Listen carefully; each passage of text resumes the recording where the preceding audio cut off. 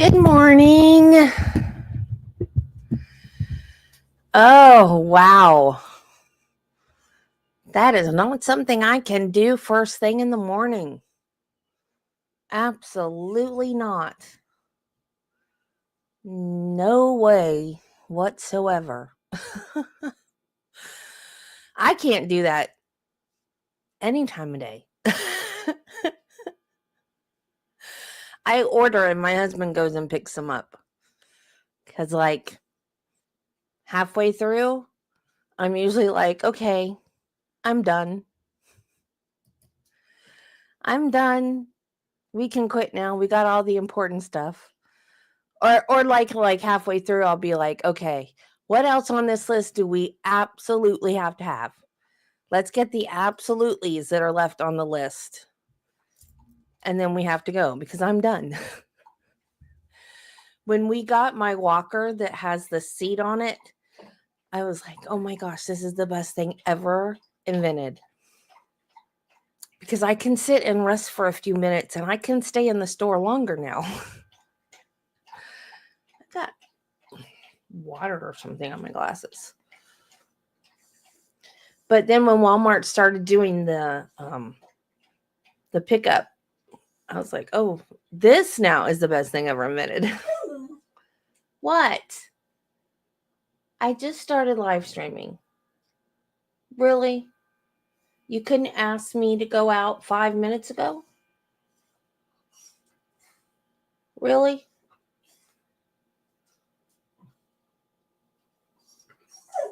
You couldn't wait.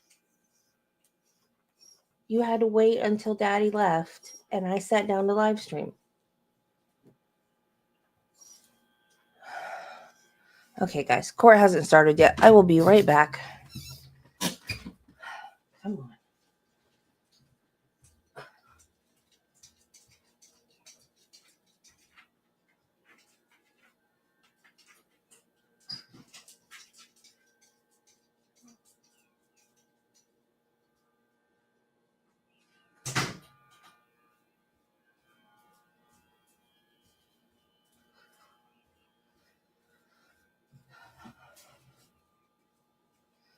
And you.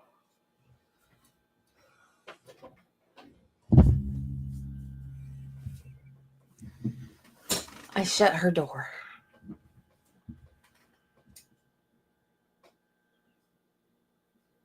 You just want everyone to see the laundry room. Which is actually probably the cleanest room in my house, so.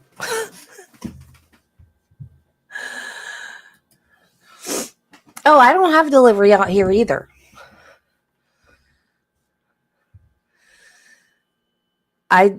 Travis goes and picks it up for me. I just order. Yeah, I live in no man's land too. And Judy, you don't know this story because you are new to my channel. I don't know if I've told this story on my channel. My neighbor, okay, we live way out in the country. We live out by a prison and a dairy. Actually, the dairy is kind of like all around us now. When I was a kid, all this land belonged to my family, like acres and acres and acres of land. And the guy that lives, is my next door neighbor, technically, is a distant relative. Like his great grandmother was married to our great grandfather or something like that. Like, not technically related, but related. And when his mother owned that house, I remember as a kid, she dug a hole because the house is on a corner. So people would take that corner really fast. She dug a hole in the road because it's a dirt road. So she dug a hole in the road and so people then would start going around. The only way, there's a fence on one side, so the only way to go around the hole was to go up in her yard. So then she put, it was a stump. Like she put a stump in the yard somehow. So if you went around the hole, you would hit a stump. I remember that from when I was a kid. Remembering the obstacles there going around. So then her son, when she died and her son got the house, you could drive like it got resolved somehow. So then when we moved into this house, because we lived in another, when my mom was alive, we lived in a different city. So after my mom died and my dad retired and we built the house here on this property because it was family property, and we moved over here when dad retired and we built this house. And so everything had been resolved with that. So we lived here. I went to nursing school. I actually bought a trailer and put it on the property next door. Lived there for years and years, got married, lived there. My dad died, then I moved back here to this house. Then, so everything was fine. The whole time my dad lived here, the whole time I lived in the trailer. So we're talking like 20 years, 25 years. Then somebody takes that corner too fast and actually doesn't make it, misses the corner, goes through his fence. Some of his cows got out. He goes to the county commissioners and wants the road closed. And he says, oh, well, there's only one other person living out there. And there's another way to get out.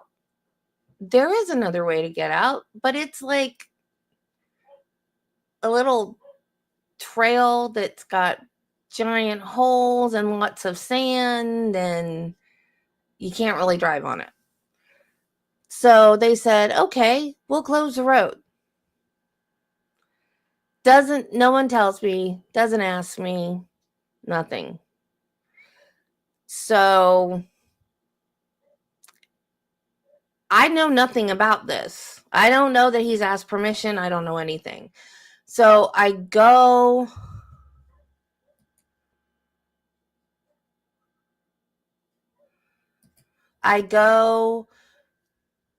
to go out of my house one day, and there is a fence blocking the way, and I can't get out. So I have to go the other way. And I get out fine, but I called the police and I told them, I'm like, my neighbor has blocked the road. And he's like, is it a county road? And I was like, yes, it's a county road, and he's blocked the road and I can't get out. There's another way out and I'm going to go that way, but it's not an easy way to get out. And it's a county road and we always use it. So I don't understand why there's a fence blocking it. So on the way back in, I drive a Mustang. It's a teeny little bitty, close to the ground. I mean, y'all know what a Mustang is, right? On the way back, in coming home, it got stuck. I did everything I could to get that car unstuck. Everything I could think of. I rocked it. I did everything. It was stuck.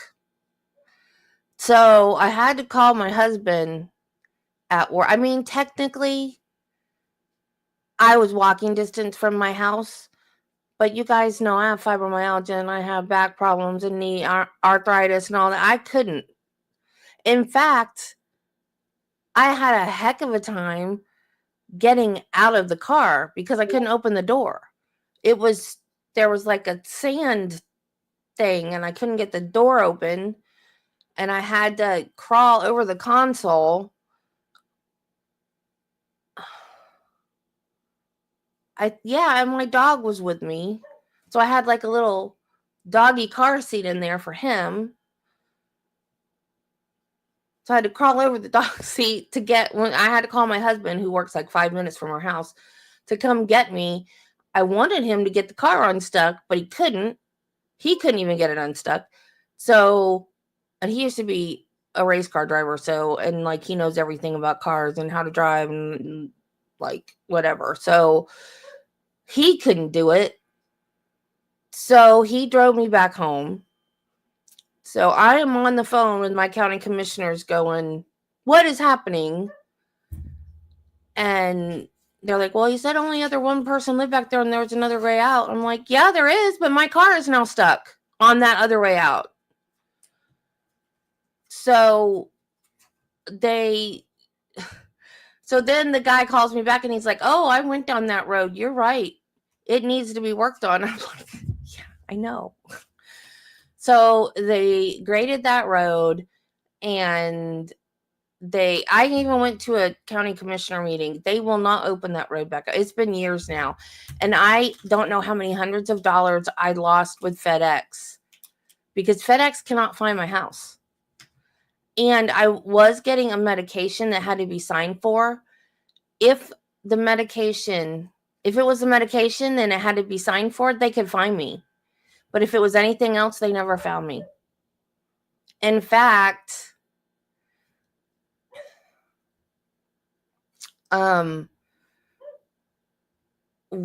last Christmas, I ordered something for my husband from Walmart.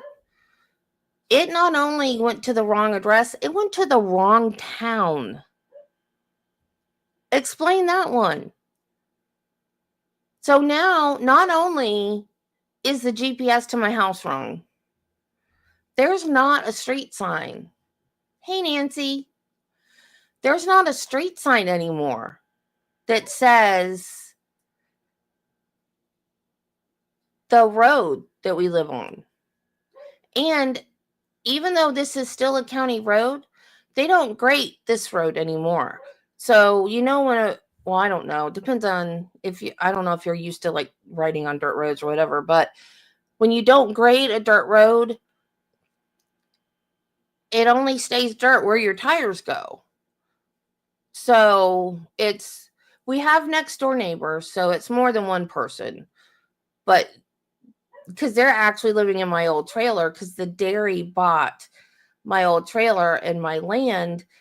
So they have like people with green cards, like Mexicans. I think they're Mexican. They don't speak English, they speak Spanish. So but they're here legally. They're green cards. They have green cards. And so it's them and me and my husband. We're the only ones that use that road. So it's only a few cars.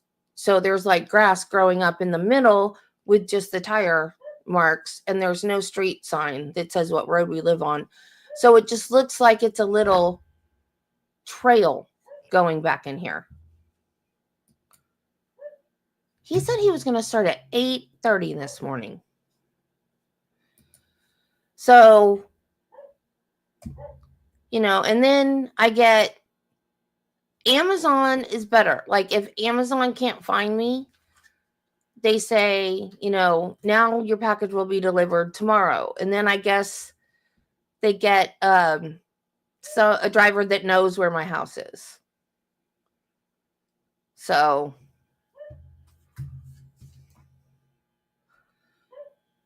but I've lost hundreds of dollars of stuff. It just doesn't show up. But that the Christmas present for my husband, the guy who got it, he found us. And I'm like, why can't FedEx do that? This stranger.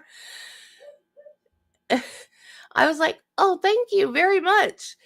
But it was funny though, because I think I had started a return with Walmart and then ended up ordering it from Amazon, because Amazon finds my house more often than FedEx does.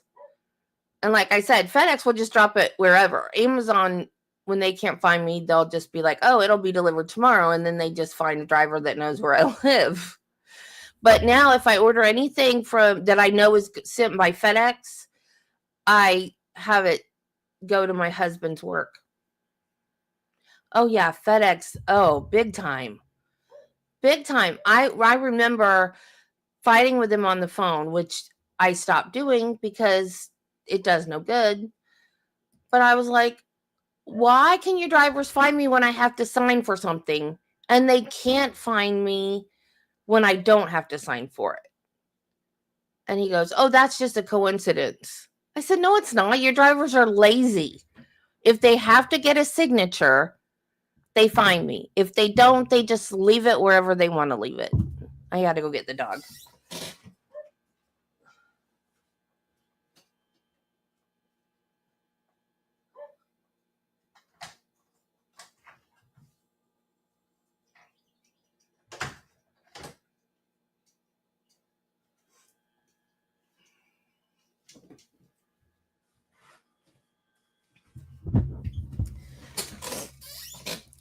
Yeah, so Travis keeps saying you need to call the dairy to get them to fix this road. I said, this is not the dairy's road. This is still a county road. They need to come out here and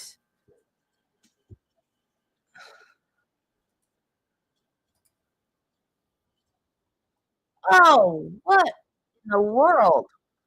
Who called you there? Tim Johnson requested that through a radio system for a UGA police officer, and I was close by. Who does he work for? Athens County Police Department. How long did it take you to get on scene? Maybe 5 minutes. I was in the 5 Points area, so I wasn't far away. When you responded, were you in uniform as you are today? Yes, ma'am. And did you respond in a marked patrol car? Yes, ma'am. When you responded, were you wearing a body cam video? Yes, ma'am.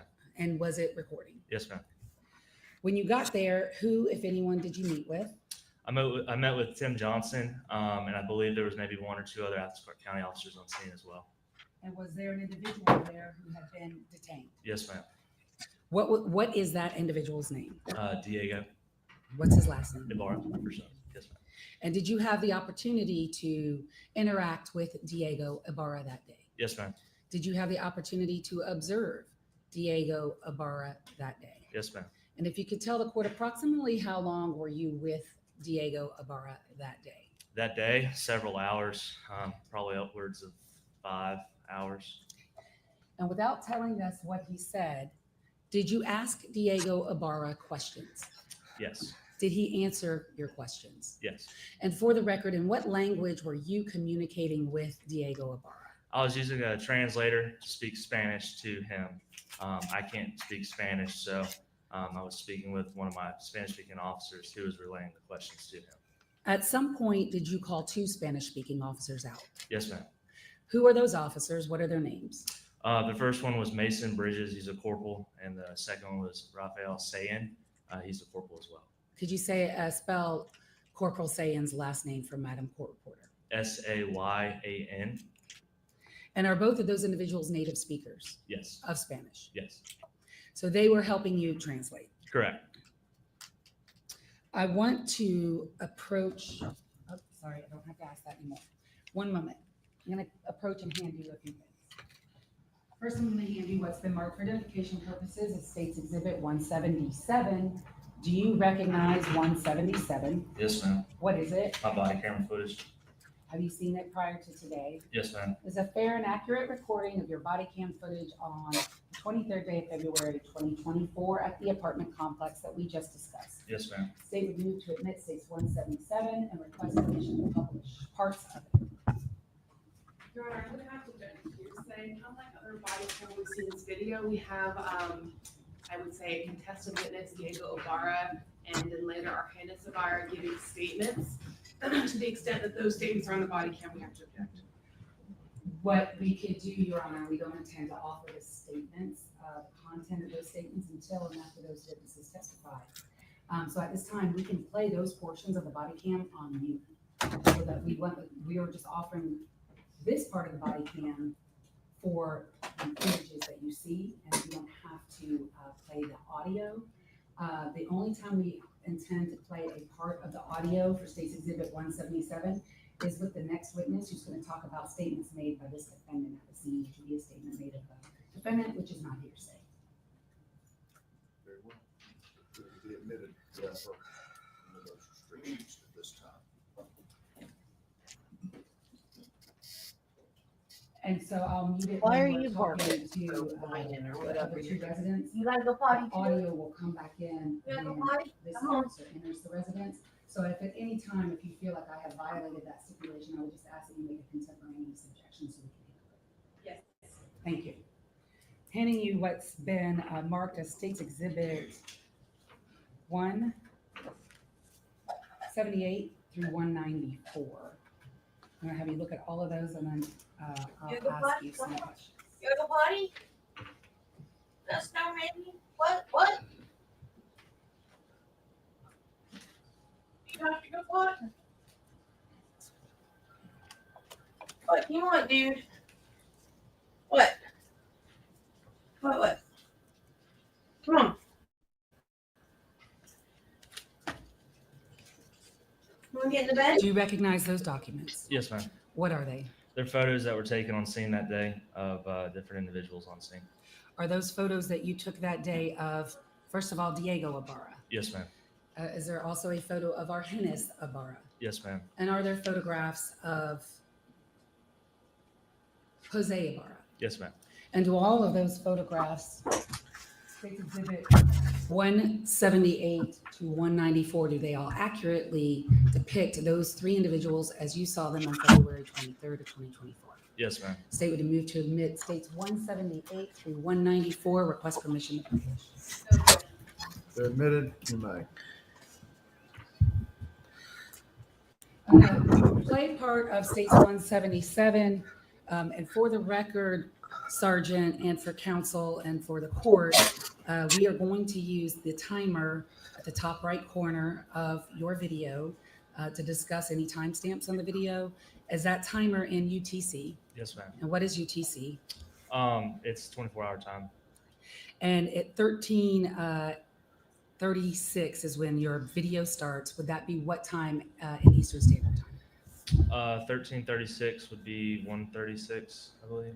Right, that's UTC. Right. Oh, So what time did you get on the scene? okay, sorry, 8:32. Okay. Yes, ma'am. So 13:36 UTC is 8:36 8:36. a.m. in Eastern Standard Time, right? Yes, ma'am. Okay. Just so we have that straight. Your Honor, if you could toggle over, we're going to play a little bit of 177. And for the record, it's going to be muted. So there'll be no sound for the first parts of it until this officer and I'll hear the record of it. I meant to go back and look at that. Oh, you know what? I can't believe I missed that. I was probably looking down writing though when that happened.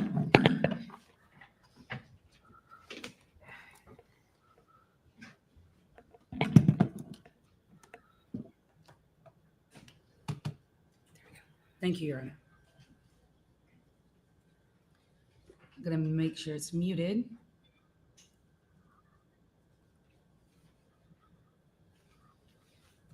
Why is she muting it?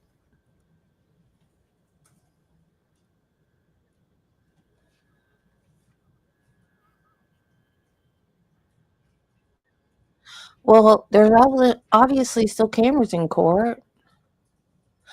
Oh, that's true too. They were driving me crazy Friday. So Up, since down, up, down, up, 177, down. the very first video that we're playing is on mute. Tell the court what we're looking at here. I'm arriving on scene initially. I'm about to meet with Sergeant Tim Johnson, Athens County Police Department. That individual we see in the frame at 1337, who's that? That is Sergeant Tim Johnson. I can't remember the name of the other officer in the background, and that is Diego in the red sweatshirt.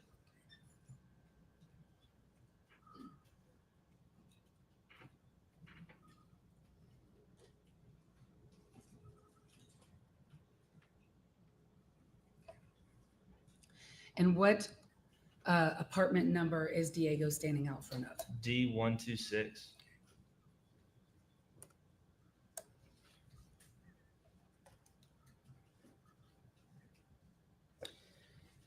Does Sergeant Johnson show you an image at some point in this encounter with him? Yes, right now, he's showing me a still frame image from video that they had recovered that I didn't have at that time. And that still frame image, do we see it in your screen at 1337? Yes, ma'am, on the phone. And was that an image taken from a dumpster nearby? Yes. So he shows you that image, and then what do you do? This is news to me. I was coming on shift roughly maybe an hour before this. So I relayed that to my superiors who were about to pull up, coincidentally, and then explained to them that, hey, they've got footage. At that time, I was not aware that they had already been aware of that footage.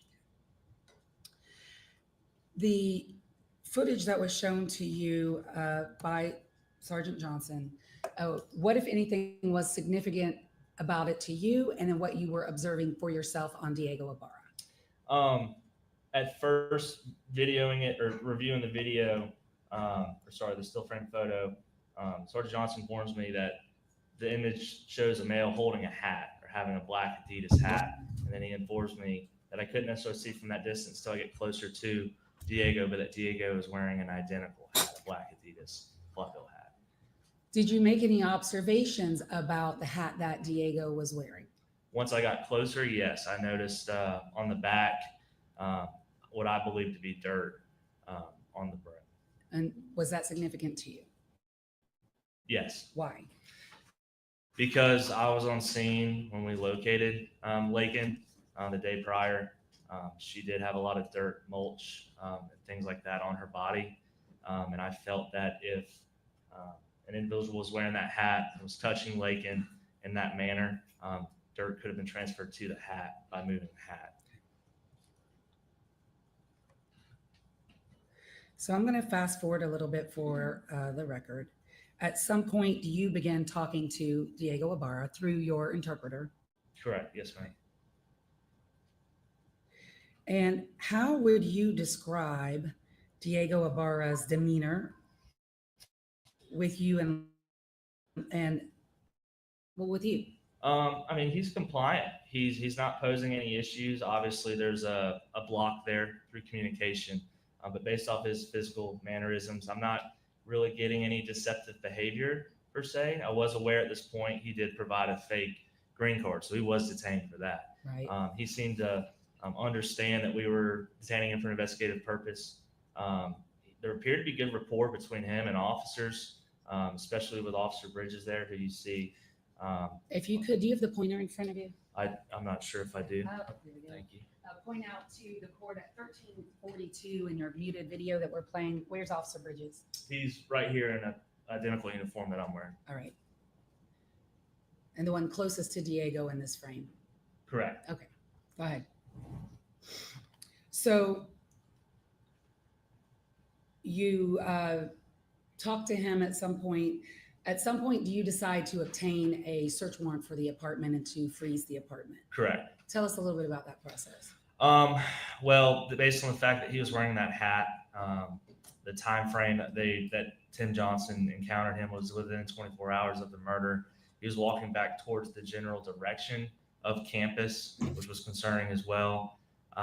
He somewhat matched the description of the male seen in that photo, discarding of what I later learned was evidence found in that dumpster. And specific what evidence? A sweater or a pullover of some sort with blood on it and hair. Okay. And did you ever see that evidence, or you were just informed of that? No, it was picked up throughout the middle of the night. I was there all day the day before. They sent me home to get a sleep cycle, and I was the supervisor this day. All right. So I never saw the evidence the other night. All right, go ahead. And What then about the proximity from the dumpster to Laken Riley's body? the dumpster to Laken Riley's body, probably rough estimate 500 yards. Okay. All right. Yeah. So at some point, when you're with Diego Ibarra and you decide to get the search warrant, first of all, how do you communicate that to get the search warrant? I go and talk to my superiors and I ask them, because they're maybe 20, 30 yards away in the parking lot at another vehicle discussing. I think they were talking to some GBI agents and other agency partners. And I asked for clarification of, at this point, I gained knowledge there were other individuals inside the apartment.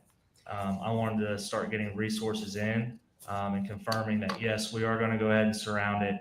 A warrant's going to be sought. And I need other translators here because from what I'm gathering, no one else speaks Spanish or speaks English inside the apartment. And how many other individuals did you believe to be inside the apartment? At this time, 3. And could you see them from where you're standing? No, not without being intrusive of sticking my face up to that window, which we didn't do. One, for an officer safety standpoint, but also, I didn't have a warrant at that point yet. Do you see the window? You said the window. Can you point the window out? Is Yes. that, and that's again 1342. Is that the window to D126? Yes, ma'am. All right. I'm going to roll a little more. At some point, do you start asking Diego questions about whether he has any injuries? Eventually, yes, I did. And do you take pictures of him and do you see parts of his body? Correct. Yes, I did. Going to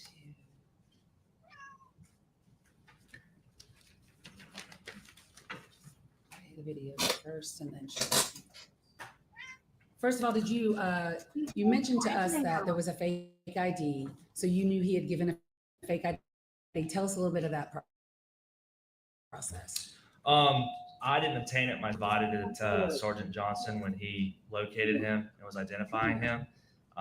Sergeant Johnson provided it to me and stated, if you look at it, there's 2 different dates of birth listed. There was one vertically on the side and then one listed with the rest of his identification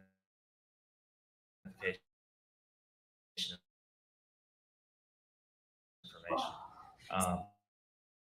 So did you? I'm gonna go to still muted. Say hi.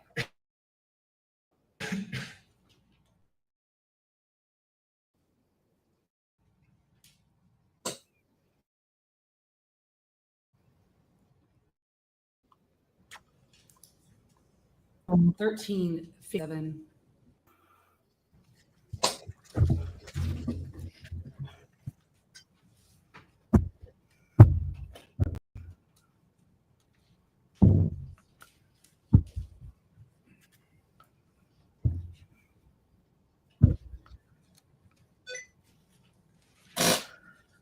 Get off the keyboard, Shadow. What are we looking at here now at 13:58? I believe at this point, my captain, Seth Robinson, was interested in seeing his hands. And does he show you his hands? Yes. So Captain Robinson, I believe, asked Officer Bridges to relay to him to please, show us your hands, and he complied. Let's put his hands out. And did you see his hands? I did. Did you see any injuries to his hands? No.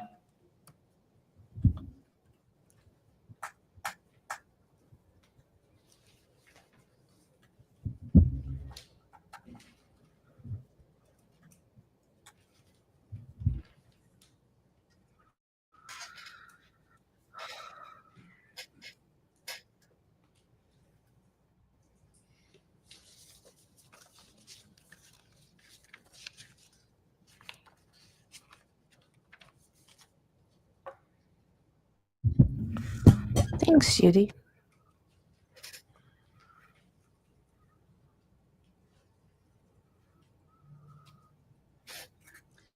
At 13:59, what are we seeing Diego Ibarra do?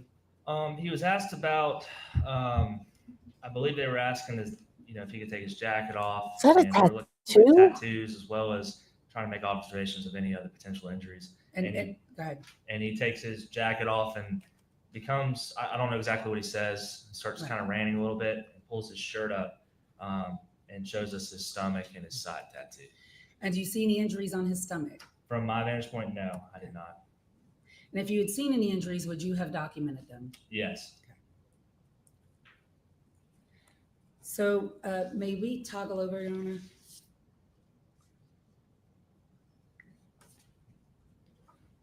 States 178, what are we looking at there? That is a picture of Diego. And do we see the hat he's wearing in this image? Yes. Is that the black Adidas hat that you've already described? Yes, ma'am.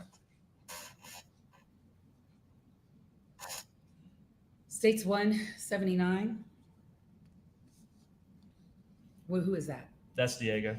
Okay, and on his face, does he have any tattoos? He does. He has a teardrop tattoo on his right eye, kind of off to the side there. It's a little hard to see if you zoomed in, but we identified as potential gang affiliation Can you tattoo. can you point to that on Yes. the right side for 179? So what that image is, or that mark on his face that states 179, see is it. that an injury? No, it's a tattoo. All right, thank you. What's on his forehead? States 180, Again, it's Diego. and do you see a tattoo on his neck? Yes, ma'am. All right, please point to that. 182. His shirt has English Diego on again. it. Okay, does he have tattoos on the back of his neck? Yes, ma'am. Could you please point to those? 183. It's a close up of the picture we just looked at. And in 183, can you actually see the rest of the hat? You can, yeah. Okay. 184. Rib cage tattoo. I'm not sure what the design was.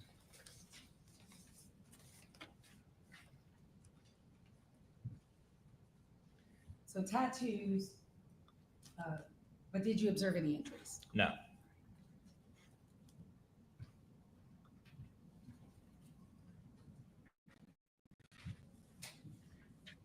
At some point while you are there, Sergeant, and approximately how long are you at this apartment complex that day?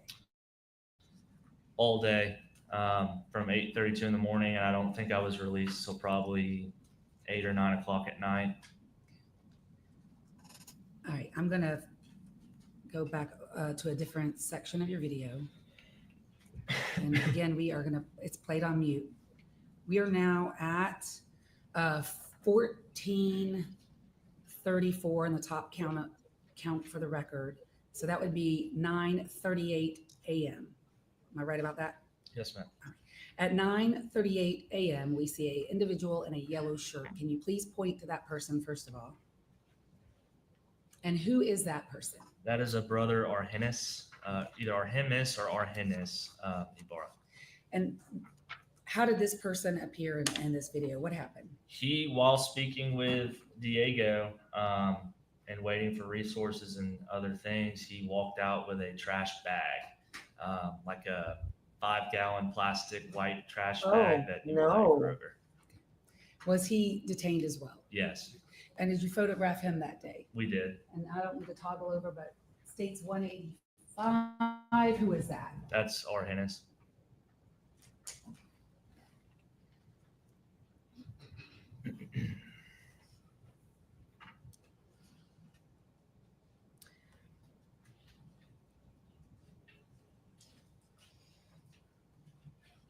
At some point, did you obtain consent to enter the apartment from Arhenis? Yes, And did you in fact enter the apartment? I did.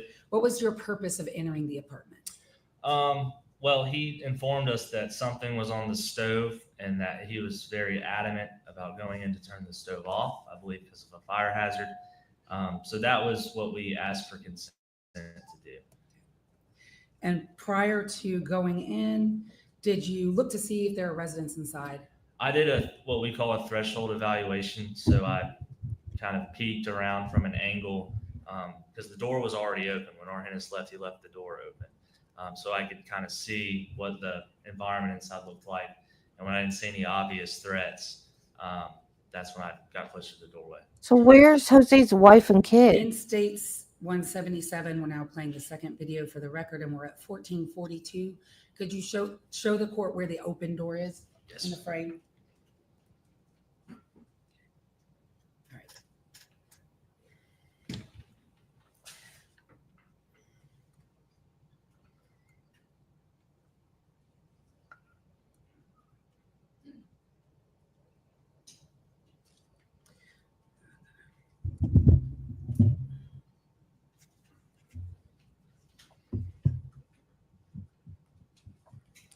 I'm going to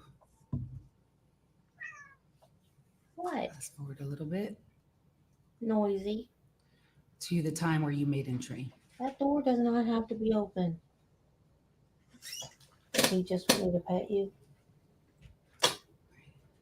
At this point, I am going to play. So 14, we're at 14:55 for the record. And I am going to play this video with volume because there's no statements of individuals, but the officers, and there is no confrontation issue here.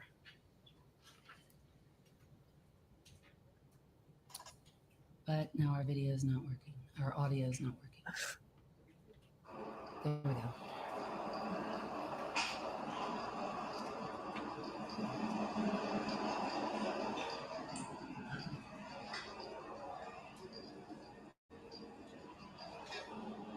That's back by the bedroom.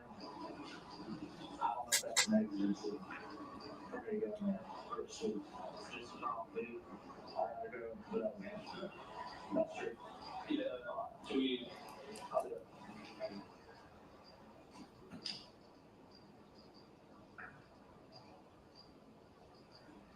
There's a guy right here. There's a guy right here. Yeah.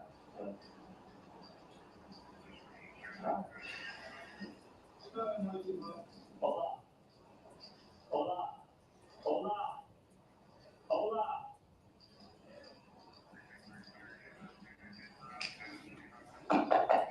Hola. Hola. Hola. Is that a hotel or an apartment? Hey. Policia, vamos. He said he left them on the stove, so I'm gonna try and cut it off. Hey, I need you to translate one at a time. Come here. Come to me. Come here. For you. I need to see his hands. I need to see his hands. Tell him to slowly get out. Ask him to get anybody else. That's more than 3 people. Didn't he say 3 people were staying there?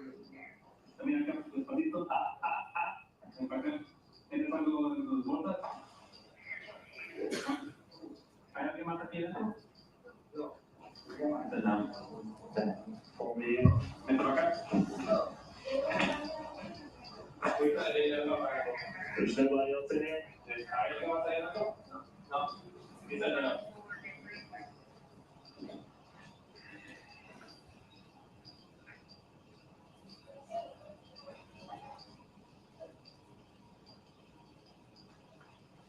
World's smallest stove. Turn this bitch off.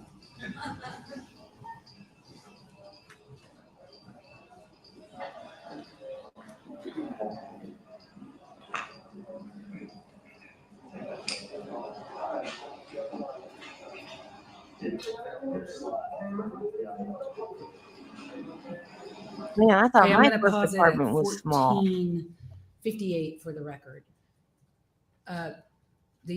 Were there people inside the apartment? Yes. How many? 2. What were they doing? Laying in bed. Could you see their hands or their bodies? No. You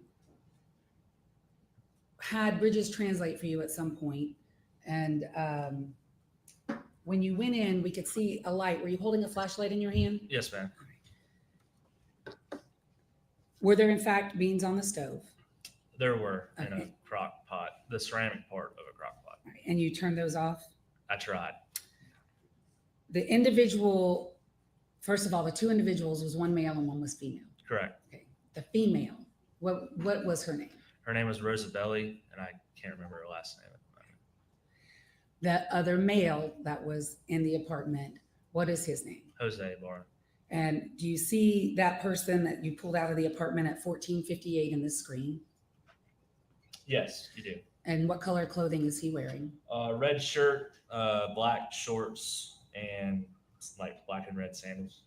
And the person that you pulled out of the apartment on 23rd day of February 2024, do you see him in the courtroom today? I do. Please point to him and describe an article of clothing that he's wearing for the record. He's wearing a striped button-down shirt. May the record reflect the witnesses identified the defendant. Did you at some point have the opportunity to observe Jose Ibarra, the defendant, on scene? Yes. How close were you at times to Jose Ibarra? Your normal conversation distance, maybe a foot, foot and a half. That attorney needs to go easy on the hair gel. Her hair always looks wet. I'm Did you sorry. observe any injuries to Jose Ibarra? I did. What injuries did you observe? While speaking to him, I noticed on his right arm, his bicep, there was a scratch, which I identified as a potential defensive wound. On his left arm, he had a forearm scratch that was very similar, which in my mind, looked like fingernail scratches to me. While he was sitting there speaking to us, I also noticed on his left wrist, just below the palm, he had a puncture, maybe a half an inch wide, that through my experiences of playing sports in high school and receiving the same injury from fingernails in football, I could see like wet flesh, like almost like it was fresh. It wasn't very old, possibly still irritated. And as he moved his wrists, when I was looking at them closely, I could actually see the liquid, or I guess body fluids that would be in that cut, kind of reflecting with light. Did you observe, I'm going to publish a few of the photos. Court, would you please toggle over it, Your Honor? States 186.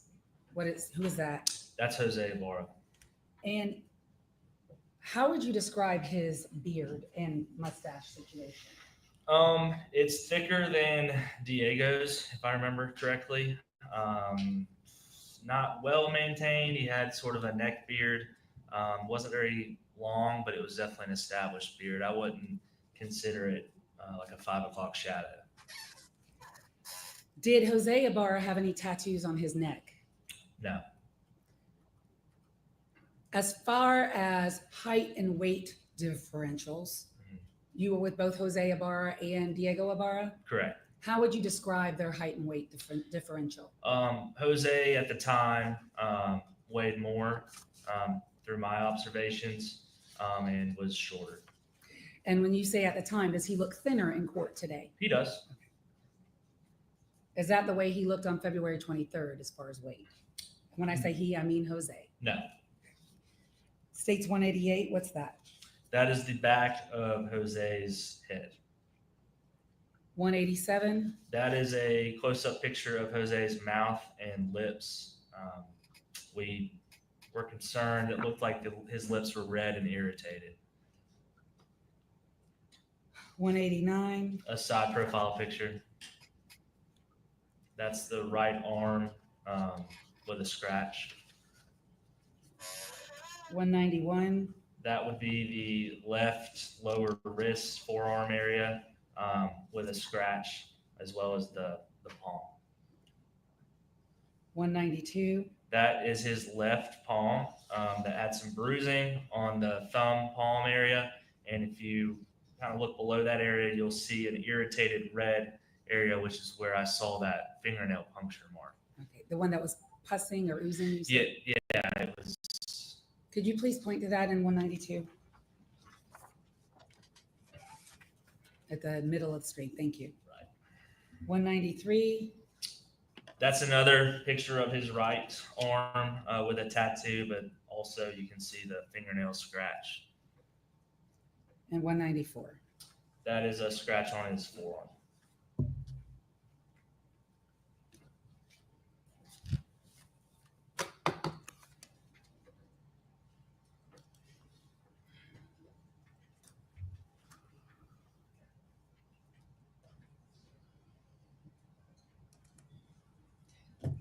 At some point, did you question Jose Ibarra about his injuries? I used a translator. Yes, we did. Who was that translator? That was Officer or Corporal Rafael Sayed. And is that the individual, Rafael Sayan? Did we just see him in now 1519 in your body cam video? Hold on, Correction. I'll back it up a little bit. Is that Rafael Sayan? Correct. Yes. And may I have one moment?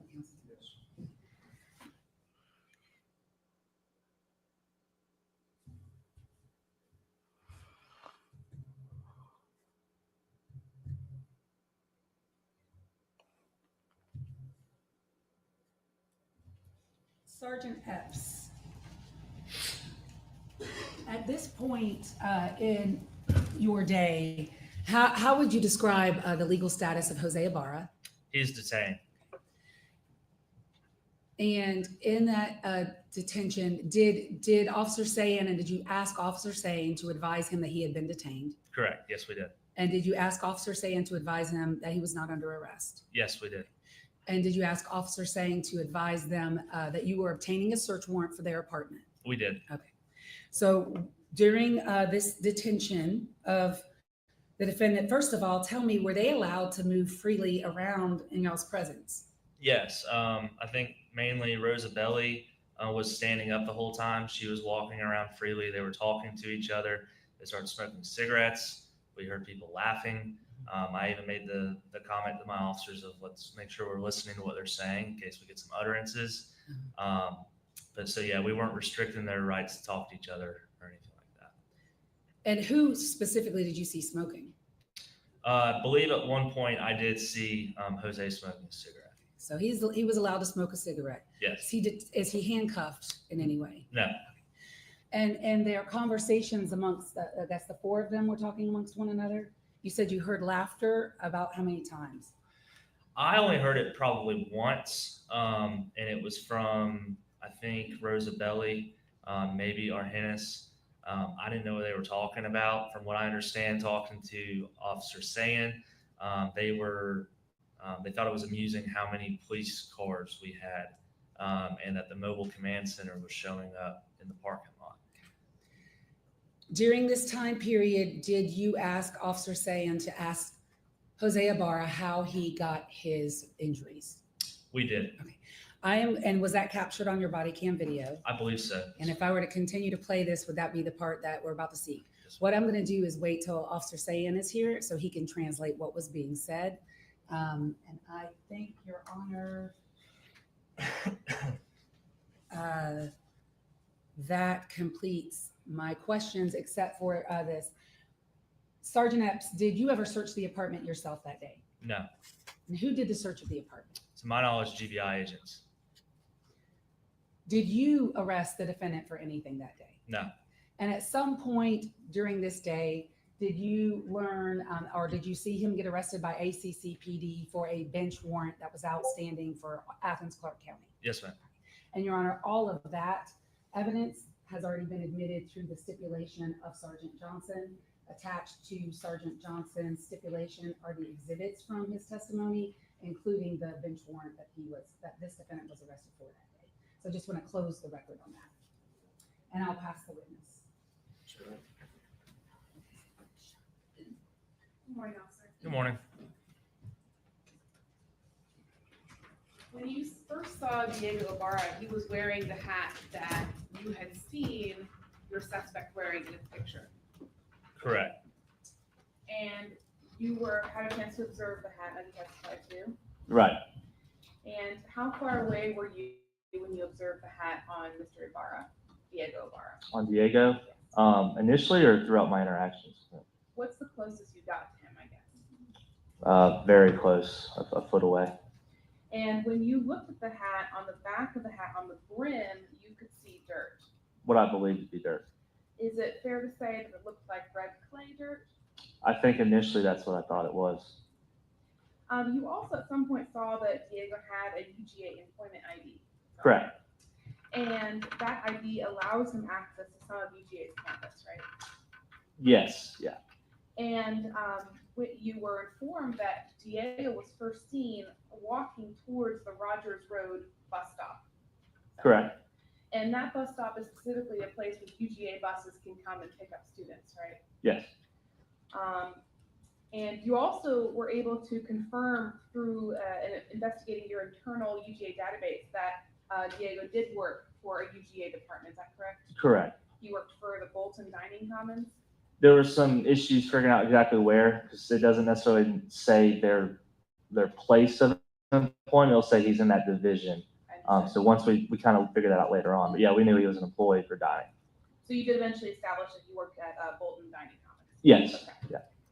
Yeah. You also noticed that Diego was wearing dark, long pants.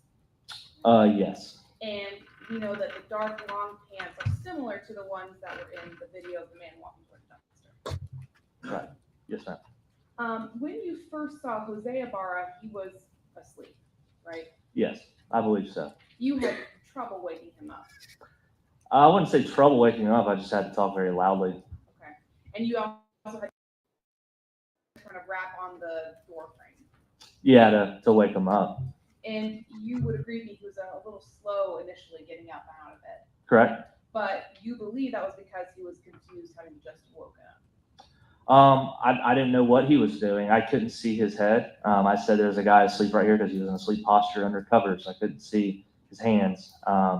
So he was slow. I could see the possible confusion because I'm not very good at speaking Spanish. I'm sure that to a Spanish speaker, I have a foreign accent like a Spanish speaker may have a foreign accent with English to me. So that's why I could see why there may have been some confusion for him.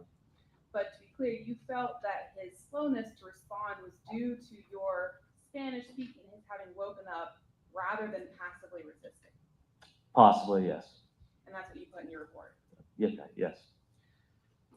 When Officer Bridges came in and delivered the command to show his hands, Mr. Ibarra immediately put his hands in the air. Correct. Now, when you detained all the individuals, they were detained outside of the apartment, Correct. and it was February morning, right? Correct. It was a little bit chilly. It was kind of summer, honestly, if I remember correctly. The weather now about 50s, 60s. At some point, Rose Bailey asked to get a jacket when she was cold. As I was leaving the apartment, I was informed by, I believe, Bridges, or maybe it was an Athens officer, that she wanted a jacket. When you observed the markings on Jose Ibarra, you did not observe any blood in the woods. I didn't see blood, no. They did not appear deep enough to draw blood. No, the only one that I think could reasonably draw blood, which obviously the scratches that I wouldn't say would be dripping blood, there could have been blood present, but that left puncture on the wrist that I described, I could see there being more blood coming from that than his scratches. Did you observe any scabbing? No.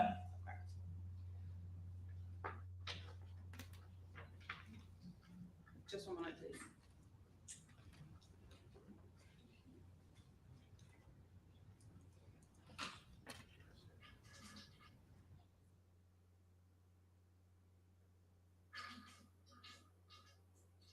I don't have any further questions at this time.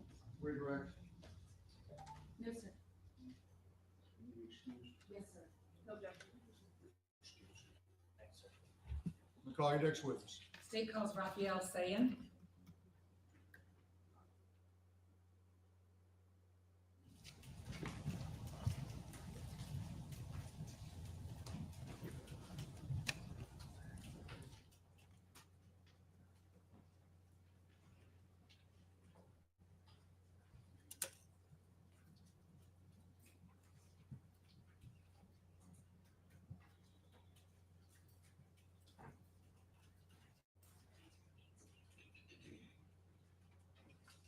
You can raise your right hand, please, sir. Do you swear or affirm the testimony you will give today will be, in the matter of the state of Georgia versus Jose Ibarra, will be the truth, the whole truth, and nothing but the truth, so help you God? Please take a seat, state and spell your first and last name. My first name is Raphael, Rafael, and my last name is Sayan, Sayan. Where do you work? University of Georgia Police Department, How long have you worked there? 5 years. What are your current duties and responsibilities? I'm a patrol corporal, and my duties are to train new officers so they're ready to be on the road. As a patrol corporal, you wear a uniform like you are today in court, Yes, ma'am. and do you also drive a patrol car Yes. and wear body cam videos as well? Yes, ma'am. I want to ask you, Corporal Sayin, can you speak Spanish? Yes, ma'am, I can. How do you know how to speak Spanish? I've been speaking it for 34 years. I'm bilingual, fluent. Parents are from Peru. Went to Peru many, many times. My wife is also Latina, so we speak Spanish at home very often. Okay. And your wife is from what country? Colombia. So you speak Spanish and you are from your parents are from Peru. Correct. Yes, ma'am. And are you familiar with the South American type of dialect of people who speak Spanish? Yes, ma'am. I am. Tell us a little bit about that. South American Spanish. Yes. Yeah, it's well, it has its own dialect. It's very different from Central American Spanish and what I would call Mexican dialect too. So it's easy to pick up when you hear it, especially living within those communities for many, many years and growing up with it. But there is a different dialect to it. Do you believe you're well versed in South American Spanish? Yes, ma'am. Can you read in Spanish and write in Spanish? Yes, ma'am. I can. And do you speak Spanish in your household still? Yes, ma'am. Were you working on February 23rd of 2024? I was. Did you get a call from Sergeant Epps and asked to come and help translate at an apartment complex? Yes, ma'am. I did. And about what time did you get there? I would say it was right My before 9 in laptop the is morning. So dying. 8 in the morning. Right. 8:45ish. 8:45ish. When you got there, what were you asked to do? Once I arrived, once they pulled everybody out of the apartment, I was requested to observe and to translate. Did you do so? Yes, ma'am, I did. I want to ask you about all 4 individuals out there. First of all, did you have the opportunity to converse in Spanish with a Diego Ibarra? Yes, ma'am, I did. Did you have the opportunity to converse in Spanish with Rosbeli Flores? Yes, ma'am. Did you have the opportunity to converse in Spanish with Argenis Ibarra? Yes, ma'am. And did you have the opportunity to speak in Spanish to Jose Ibarra? Yes, ma'am. Did you have any difficulties understanding their Spanish? No. Did they seem to have any difficulties understanding your Spanish? By them responding to my questions and us conversing, I would say that no, they understood me very well. The person named Jose Ibarra, did you question him that day and ask him some questions about injuries that were observed on him? Yes, ma'am, I did. What language did you ask him those questions? It would be in Spanish. And what language did he respond back to you? In Spanish. And at this point, before we get into the statements, Your Honor, just for the record, defense counsel has not filed for a Jackson Deno, and I'll let her take it from there. We will not be raising Jackson Deno issue. What? When you were conversing or speaking with Jose Ibarra that day and asking him about injuries, about how close were you to him? I would say roughly between 3 to 4 feet. And prior to, and if you could sit a little into that microphone, thank you. Prior to you asking him questions about his injuries, were the 4 residents of that apartment allowed to kind of move around, and were they talking to one another? Yes, ma'am. Yeah, they were speaking to one another, laughing. Yeah. And how would you describe the vibe between them and what was going on at this time?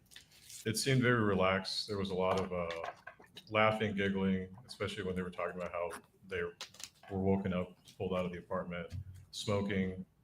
So I would say the vibe or the atmosphere was very relaxed and calm. And may I approach the witness, Your Honor? All right, I'm showing you what's been already admitted as State's Exhibit 177, and have you seen it? And you know what, it's already admitted, so I'm going to show you something from it. Sorry, it's had it. But you have seen 177? Yes, I have. And what is it? It's going to be axon footage. From your conversation with Jose Ibarra That's correct. Yes. on the 23rd day of February 2024? Yes, ma'am. And it would be Sergeant Epps' axon footage. So you had footage and he had footage, right? Correct. And do you see that yourself in this footage? I'm going to publish the 3rd video in States 177. Do you see yourself right there? Yes, ma'am, I do. Oh, I'm sorry. We got to toggle over.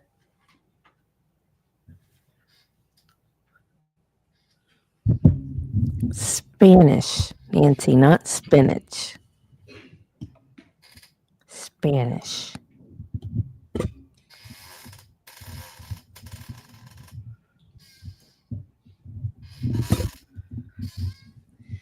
And this may be a little difficult to do. Hopefully you're going to be able to hear it. But what I would like you to do for the record is translate to us exactly what you asked him and exactly what he said back to you. And if you have problems hearing it and you need to hear it again, just let me know and we'll rewind it. Yes, ma'am. Thank you.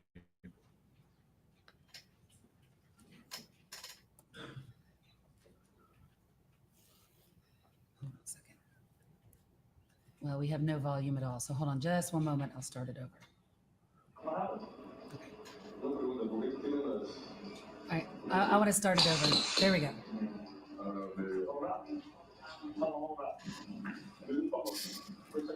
My friend, can you do me a favor? All right, let's say that again. My friend, can you do me a favor? Okay, so you said, my friend, can you do me a favor? And why did you ask the question in that manner? It's just my mannerisms when I speak Spanish. I'm very respectful to folks. It's just the way I was raised, and it's Latin American culture. All right.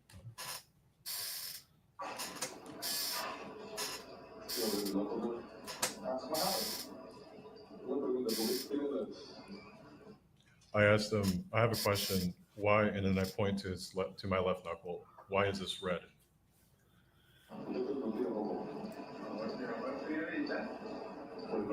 He responds by saying that because of the cold. Because of the what? The cold.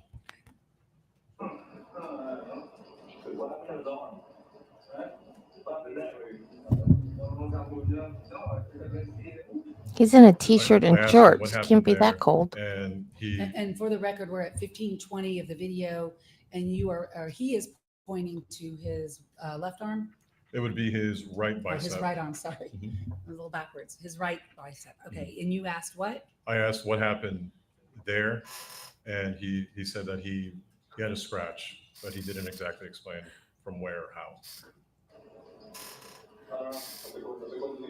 What happened there?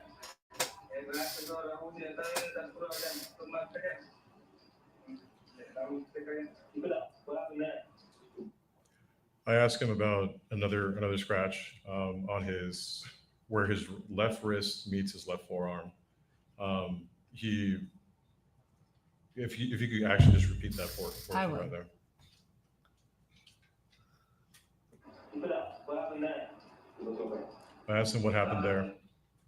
Okay, what you said what? What happened there? Pause it, please. He says, I don't have anything there. There's nothing there. And then he starts pointing at it again, saying that, oh, it's just a scratch. So when he said that there was nothing there, could you see something there? Yes, ma'am, absolutely. What could you see? It looked like I don't know exactly know the time, but I could see there was still a little bit of pus in it. Pus? So it didn't look very old.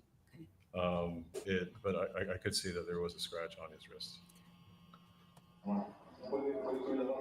I asked him to raise up his sleeves.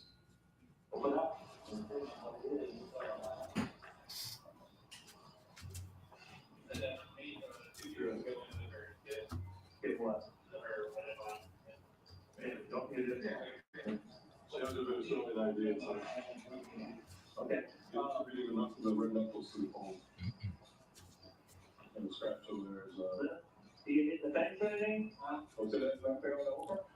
I asked him, were you struck in the mouth?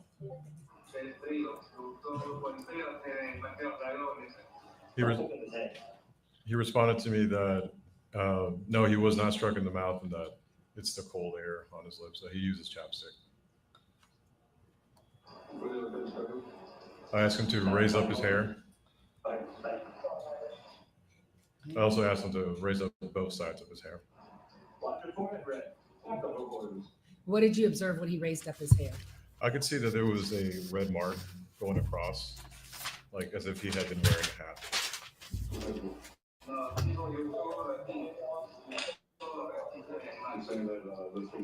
He explains to me that he wears a hat, a gorra, a hat, and continue. What kind of hat does he wear?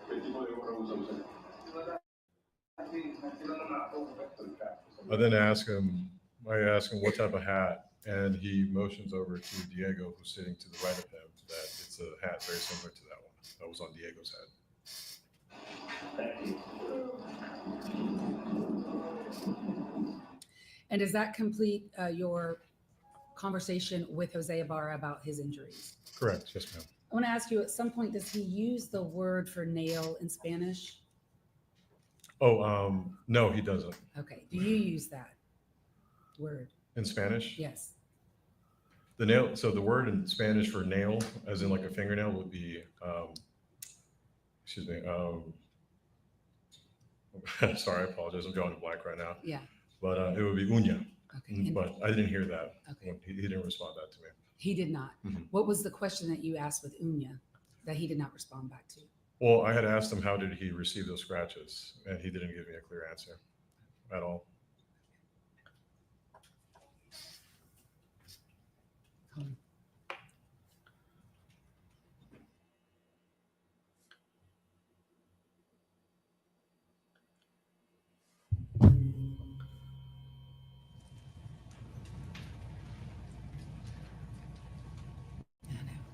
Okay. I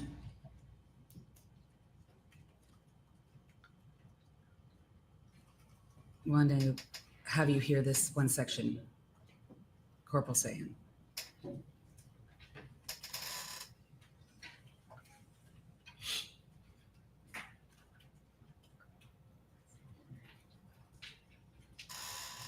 Okay, come on. Okay, reading them up to the red knuckles through the hole.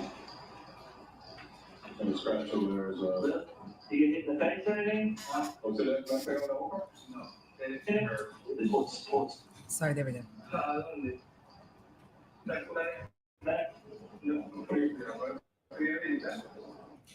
We're back at 15:19. If you could just listen to this again.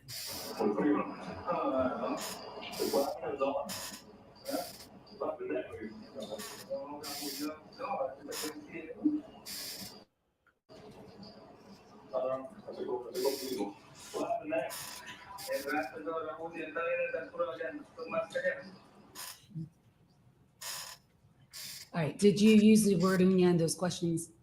No, ma'am. Okay. What word did you use? It sounds like I didn't really use a word. I asked what had happened there. What happened there?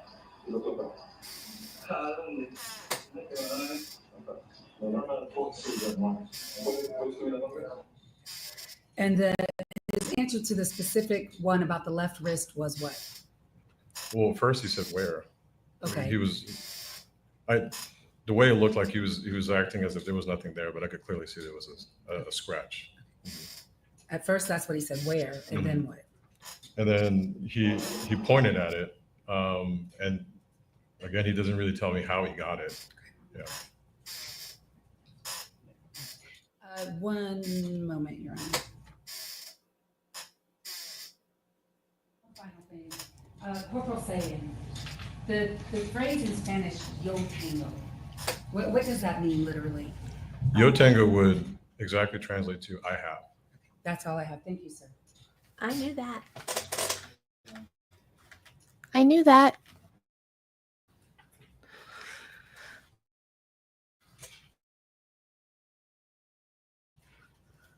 But I said it. Yes, ma'am. I was so excited that I knew that. I was going to type it, and I wait, no, 8:45-ish. they can hear me. And after that, but still in the morning. Yes, ma'am. And Mr. Ibarra was wearing a short sleeve shirt Yes, he was. and shorts Yes. and slides, And I would say so. and he didn't have any sort of jacket or other covering. No, ma'am. Right, just a moment.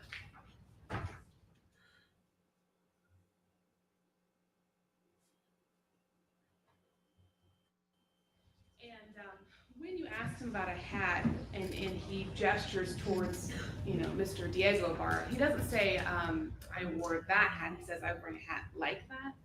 Yes, ma'am. That's what I heard. All right. So for questions. Redirect. No, sir. Anything excused? Yes, sir. Any objections? No objection. You're excused. Sergeant. State Clause, Special Agent Annie Mormon.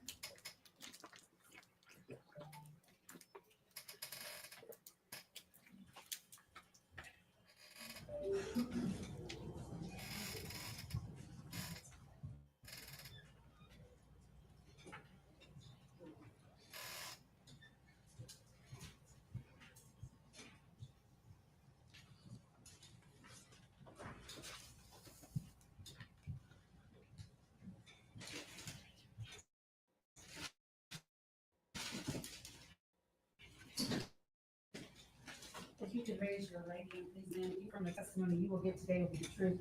And the matter of State of Georgia versus Jose Ibarra will be the truth, the whole truth, and nothing but the truth, so help you God. I do. Could you please take a seat, spell your first and last name. My name's Annie Mormon, Annie, Mormon, Moorman. What do you do for a living? I'm a special agent with the Georgia Bureau of Investigation. How long have you worked for the GBI? 4 years. What are your duties and responsibilities? I currently serve as a crime scene specialist with the Region 11 GBI office. What do you do as a crime scene specialist? Collect evidence, process scenes, send evidence to the crime lab. And tell the court a little bit about your training for your job. Sure. So we participate in a GBI Special Academy, which is 13 weeks. And then on top of that, we participate in a lot of extensive training to become a crime scene specialist, which includes advanced training in blunt stain pattern analysis, reconstruction of crime scenes and such. Were you asked to assist the University of Georgia Police Department in searching an apartment on the 23rd day of February 2024? Yes. Could you tell the court what was the address of that location and about what time did you get there and what you did when you got there? Sure. The address was 2085 South Millage Avenue, the Argo Apartments, apartment D126. It might be you, Nancy. I had been in that apartment complex from approximately 11 a.m. Helping do neighborhood canvases, specifically to search that apartment. We didn't start that until approximately 3:30 in the afternoon. Tell us a little bit about the canvassing process. What was going on with the canvassing of the apartment and about what time did that start? I believe it started around 10:30 or 11 a.m. There were many GBI agents on that property, probably somewhere between 40 and 50 of us. We had broken down into smaller groups to speak to each individual apartment occupant to try to get any sort of information we could. And then at some point you turned your attention to searching the apartment. Yes. Prior to searching that apartment, was a search warrant obtained? Yes, it was. Tell the court, first of all, in general terms, describe the apartment, D126. Sure. The apartment was approximately 700 square feet, maybe 20 by 35 feet. It was one room essentially. It was kind of an open space I was doing it a living lot area that had earlier, 2 beds and a couch. then it stopped doing it. A small closet, a small kitchen in the northwest corner, and a bathroom in the northwest corner. When you searched the apartment, did you take photographs? Yes, I did. And did you also do a crime scene sketch or a sketch of the apartment? I did. I'm going to hand you a series of photographs. They are marked for the record as states 195 through 235, with the exception of states 209 through 215 and 225 and 226. Those numbers will not be used. So handing you this stack, and then I'm going to ask you some questions. Okay?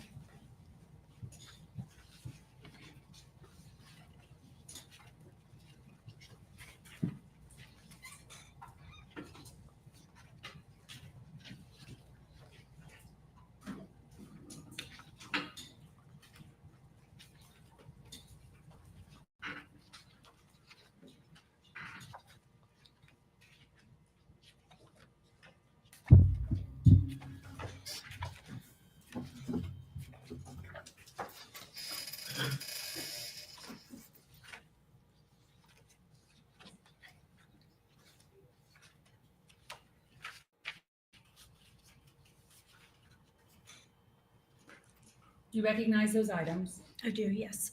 The 235, can we start with that? What is it?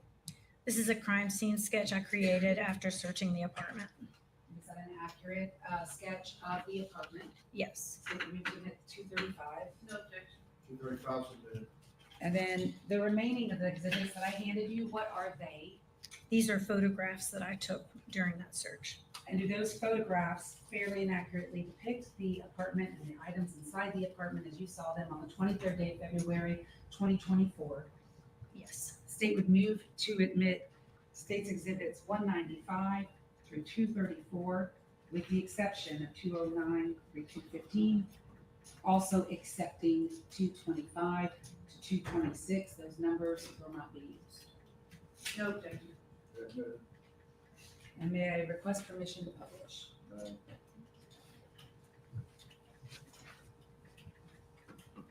No. I've set some gloves in front of you. I don't know, I don't think you're gonna need them. I don't know, just in case if you need to use them, go ahead. Okay. First of all, in searching the apartment, let me come back and grab those exhibits. And I'll give you these if you might need them. Okay, thank you. And yeah, it's starting first with 235. Could you tell the court what we're looking at here? Sure, this is a sketch of the apartment, D126 that I searched that day. How many beds were in that apartment and did you note them? There were 2 queen-size beds along with a sofa. Okay. Where are they noted for the record? If you could use, there's a pointer, there should be a pointer next to you.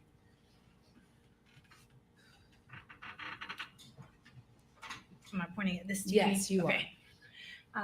Sure. So this is the west wall. There was a queen-size bed here with the head towards the kitchen. And then there was another queen-size bed located on the south wall here with the head towards the west wall, and a sofa here between the closet area and this bed. Where's the front door in that image? The front door is here. It's catty-cornered in the apartment. The bottom of the Yes, the exhibit? the southwest corner. States 195, what are we looking at there? This is the front door of the apartment here. You go into an alcove. There's an apartment on your left and an apartment on your right, and this is the door to D126. And that's the blue door that we see in States 195 for the record. Yes. States 197, what does that depict and where's that photograph taken from? So this is taken from the doorway of apartment D126 looking into the apartment. This is the bed located on the west, the head of the bed is located on the west wall there. And this is the front of the apartment to the south. 199. So this is looking into the apartment. This is the bed located along the west wall with the kitchen area here and the bathroom in the back right corner in the closet area. Was this photograph taken from the perspective where you're actually standing at the front door? Yes, the door is to my left here. States 200. So this, I'm standing in the entrance to the kitchen area, looking back at the front door. This is the south wall of the apartment with the queen size bed on the west wall and the other queen size bed here on the, I'm sorry, yes. States 200. 202. Sure, I'm standing in the middle kind of the open living space, and this is the closet located in the apartment. 204. This is the bathroom located in the northeast corner of the apartment. 206. That's from inside the bathroom, the tub that was located in that bathroom in the apartment. 208. That is the kitchen area located in the apartment. Now, when you were in this apartment, first of all, how long did it take you to search the apartment? I believe I was there for approximately 8 hours. Were you looking for, well, what were you looking for? A number of things that were listed on the search warrant, specific clothing, any sort of blood, any sort of blunt object that could have been used to create those injuries. For blood, how did you search for blood? So we visually search for blood, anything that looks like it may be blood, or even if it doesn't necessarily look that way, if it just looks odd, then we can do tests to see if it is blood. And did you find any items with blood inside that apartment? No, we did not. Did you at some point see some gloves? We did. Tell me about the gloves and where were they and why did you take them? So in the search of this kitchen area, specifically this left-hand top drawer, there were located 3, I guess what I would describe as utility type kitchen gloves, plastic in nature, looked like restaurant style, like you would use in a kitchen gloves. Showing me 216, what is that? So upon opening the drawer, the gloves were located here. It's kind of dark, but you can see the outline of the gloves there. Why were those gloves of interest to you? Earlier in the day, officers had located gloves that had been described as looking sort of like these from a bush at the apartment complex. Did you seize these gloves? I did. And when you seized them, how did you collect them? They were collected and placed into an evidence bag. And did you seal it? Yes, I did. And was it eventually transported to the Georgia Bureau of Investigation for analysis? I transported it to the UGA Police Department and turned it over to their evidence personnel, Daniel Saunders. And when you transported it to him, did you deliver it to him? Yes, I did. I'm going to hand you what's been marked.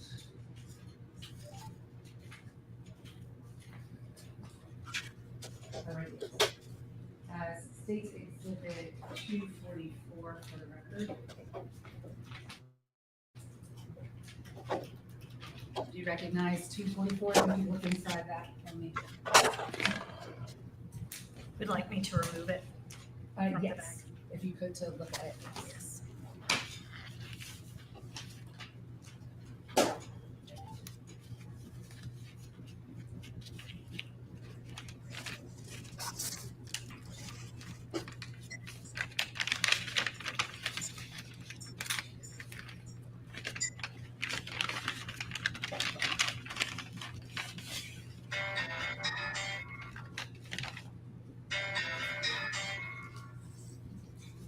Do you recognize those items inside the bag? Yes. What are they? These are the gloves that I collected on the night of the 23rd, excuse me. The statement moved to admit States 243. What is it? Sorry, 244. In request- It's 244 submitted.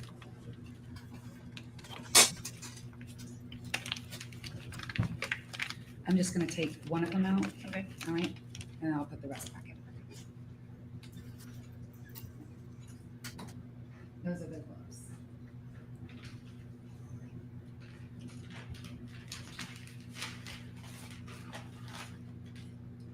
At some point, did you observe or see any electronic devices in the apartment? I did, yes. How many? I believe there were 2 tablets and 7 cell phones that we seized. I want to talk to you specifically about State's Exhibit 219. What does that depict? So those were 2 cellular devices that we found and seized. On what bed were these 2 devices? And I'm going to go back to your instance for that. So the 2 devices that we see in State's Exhibit 219, going back to your crime scene sketch of 235, what bed were those devices seized from? So they were on the bed along the west wall here at the head of this bed near the kitchen. Thank you.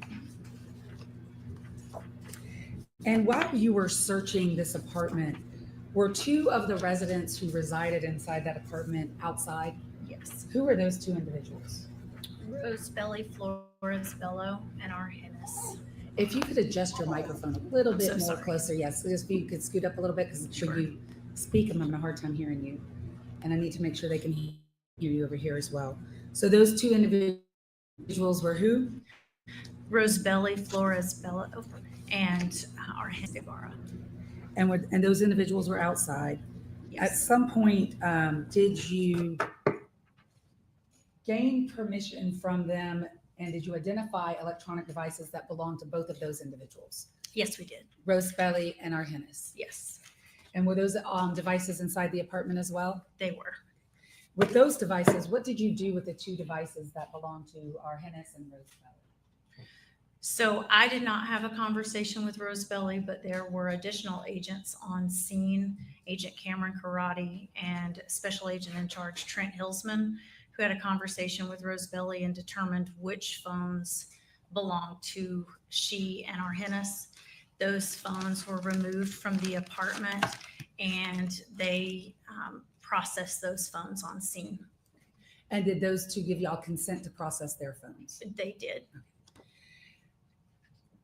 Were they waiting for you all to finish your search? Yes. So how long were they waiting for you? Like how long? You told us you were there 8 hours, 9 hours? Yes, I was there approximately 8 hours from 3:30 in the afternoon till 11:30 at night. At some point, did Rose Belly identify two devices that belonged to Jose? Yes. Did you seize those two devices? Yes, we did. Are those two devices the two devices that we saw on the bed in the photograph that They we've just are. shown? Yes. Well, there won't be a confrontation issue because she's going to be our next witness. And I would offer that only for, to explain the officer's conduct about why she seized the device, but any confrontation issue will be cleared up by the next witness, or will be cured by the next witness. So I will overrule the objection at this time. It needs to be made later. I'll reconsider. Handing you now what has been marked as State's Exhibits 245 and 246. Ask that you recognize those two devices, or do you recognize those items? I do, yes. What are 245 and 246? These are the cell phones that were located on that bed on the west wall of the apartment. And are those the cell phones that you seized that evening? Yes. What did you tell us about the seizure of those two devices? But before I do that, I want to move to admit 245 and 246. Your Honor, we're still maintaining our objections that have already been during the motion to suppress, but some of those objections will not be noted. Those objections are noted, and I will admit it. 245, 246. Tell us about the seizure of 245 and 246, these two cell phones. So they were located, like I said earlier, on the bed along the west wall.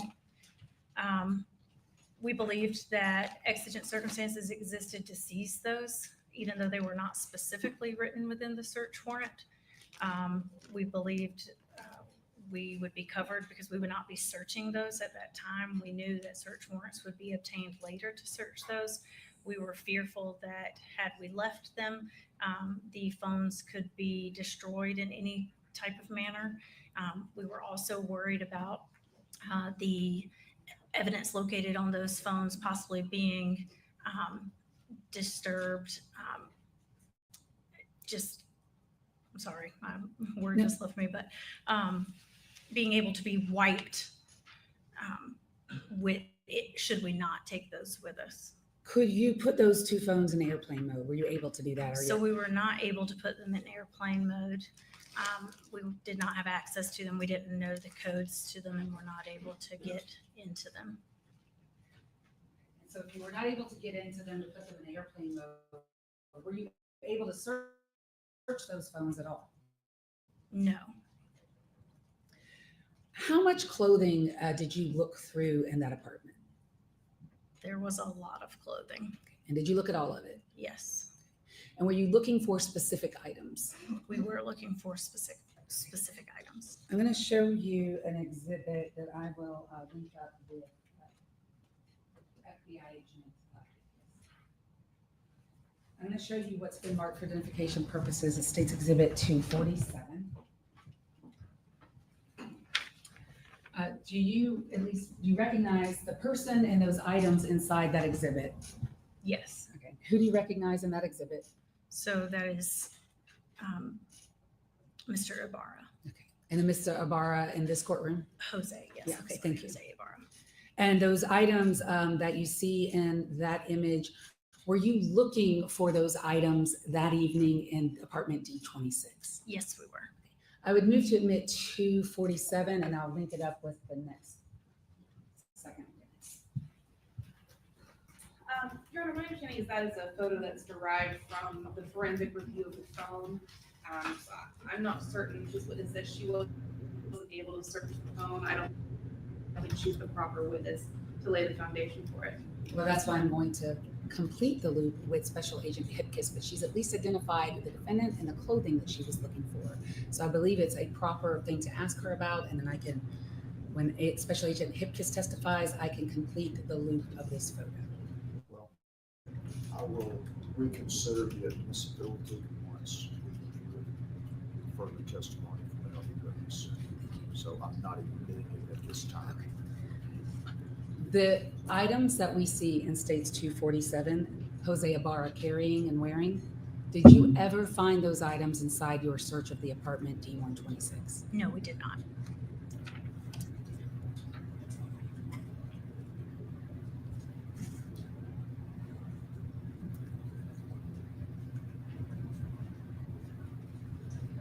I believe that's it, Your Honor. I'll pass the witness. Cross-examine. Yes, right.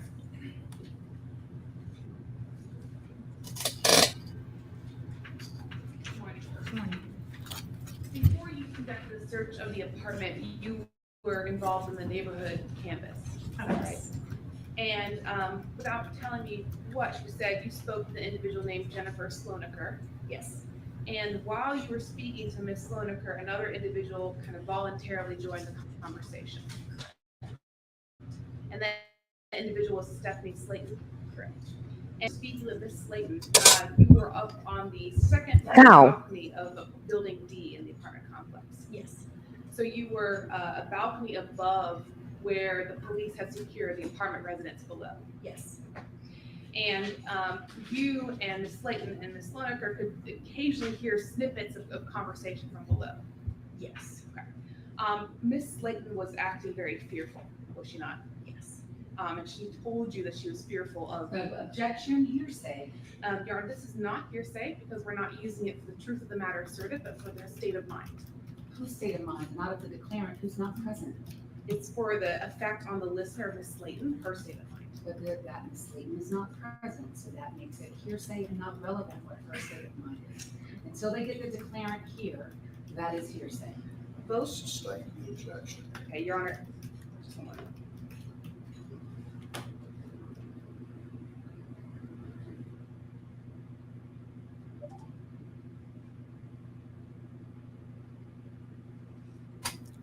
I'll proffer that we are calling Ms. Slayton. She's under subpoena. We'll be here tomorrow. This is primarily for efficiency's sake. I just want to get some demeanor testimony and statements from Ms.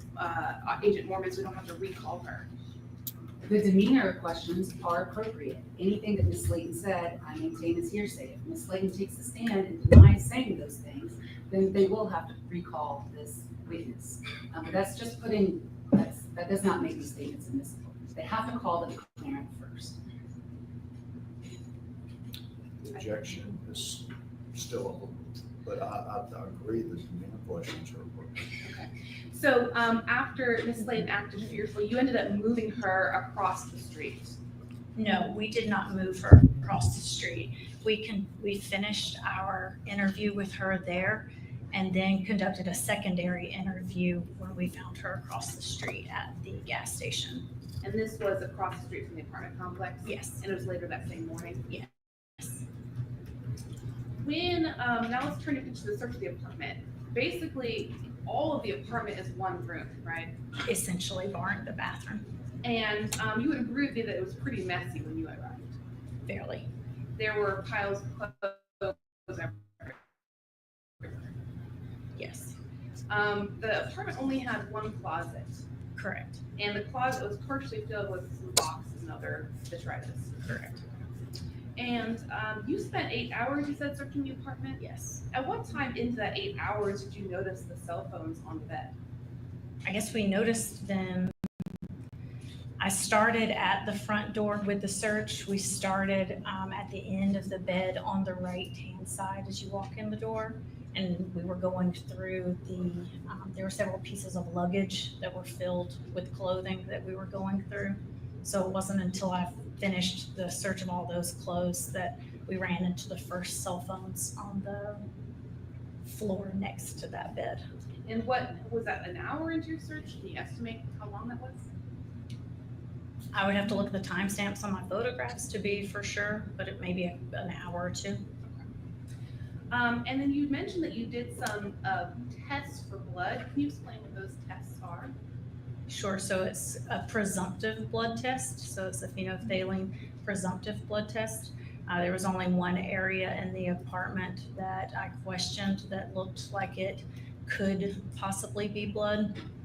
When you take a sample of that substance, you add different chemicals to it, and if it were to show pink, then it confirms that it is an area of blood, and then if it does not turn pink, then it's not, and it did not. Now, in the apartment, you would agree with me that there were 3 units somebody could sleep on. Sure. There was the couch on And the 2 right beds. side, and 2 beds. Yes. And you were aware that there were 5 residents that lived in that house or apartment. It's only aware of 4. Were you aware that the queen side bed on the left side of the apartment was being shared? On the left, are you talking about the west wall Yes. where we found the phones? Yes. I did not know if it was being shared.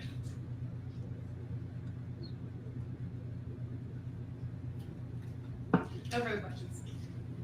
Briefly, you had the opportunity to interview Ms. Layton that morning, correct? I did. And without telling us anything that she said, did you observe her demeanor? Yes. Were you able to get close enough to her to see, smell, or determine if she was under the influence of alcohol? Yes. What was your impression of her, of being, whether she was under the influence of alcohol at the time that you were talking to her? I would say that she was. She smelled very strongly of alcohol. And your test for blood, you did only one presumptive test in the apartment. Yes. Is the first part of the process a visual examination? Yes. Why is that? Because what you see tells you information that you need.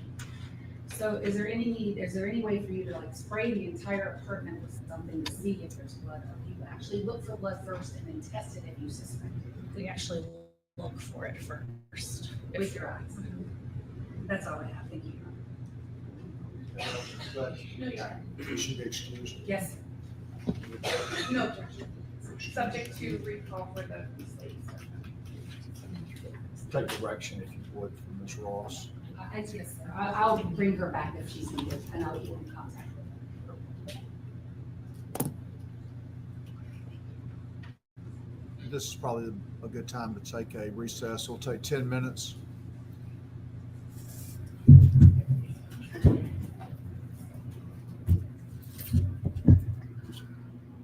How do you put a locked phone into airplane mode?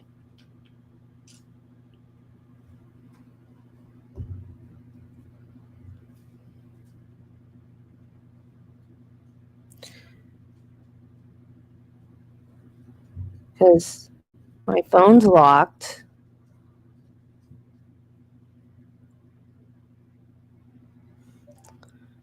It asks me for my passcode. If I don't put the passcode in, there's nothing else. If I hit emergency, it gives me a keyboard to make an emergency call.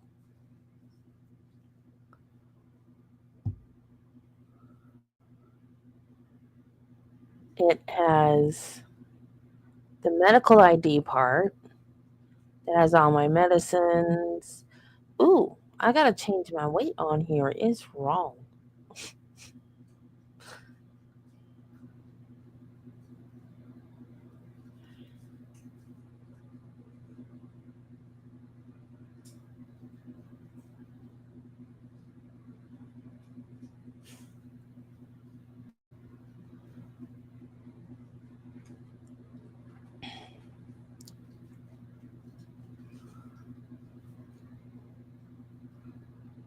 I don't see any way to put it in airplane mode. Oh, well, I ran an Apple.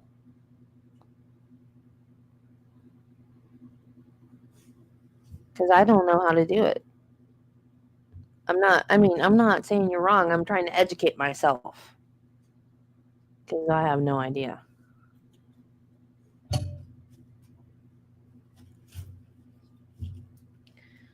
There's probably all kinds of things I can do with my phone that I don't have a clue.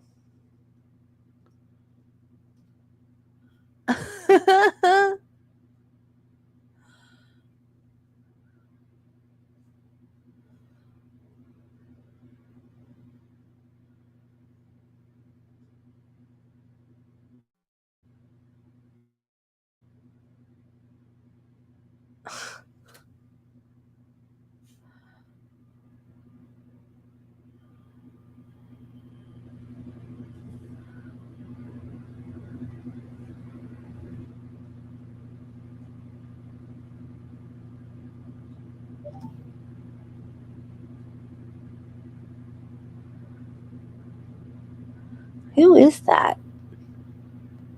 I don't know who that is. Some UFC fighter. I guess Trump was there. And he won, so he's doing the Trump dance. I saw a Trump dance like compilation video. I'm like, I don't get it. Why is this the Trump dance? And then they showed a clip of Trump dancing. I'm like, oh, that's because that's how he dances. Okay.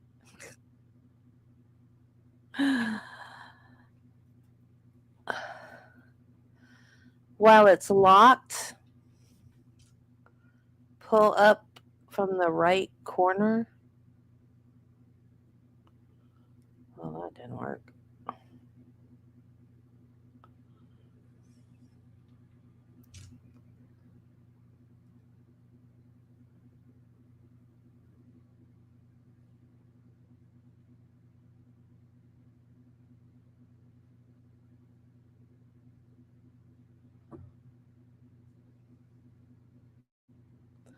That just brings my everything up on my phone. Like it just unlocks it.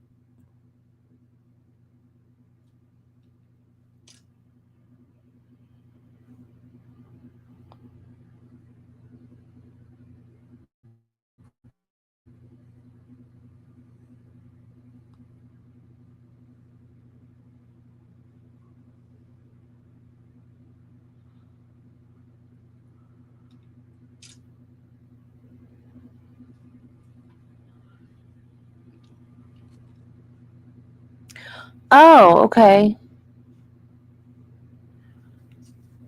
I just thought I could get to that screen because it was my phone.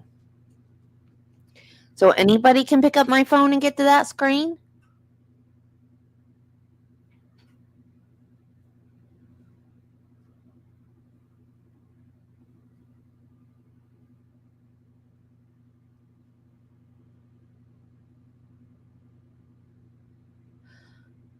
Oh, well, I guess so. Because if I get out of that screen, my phone's still locked. Oh.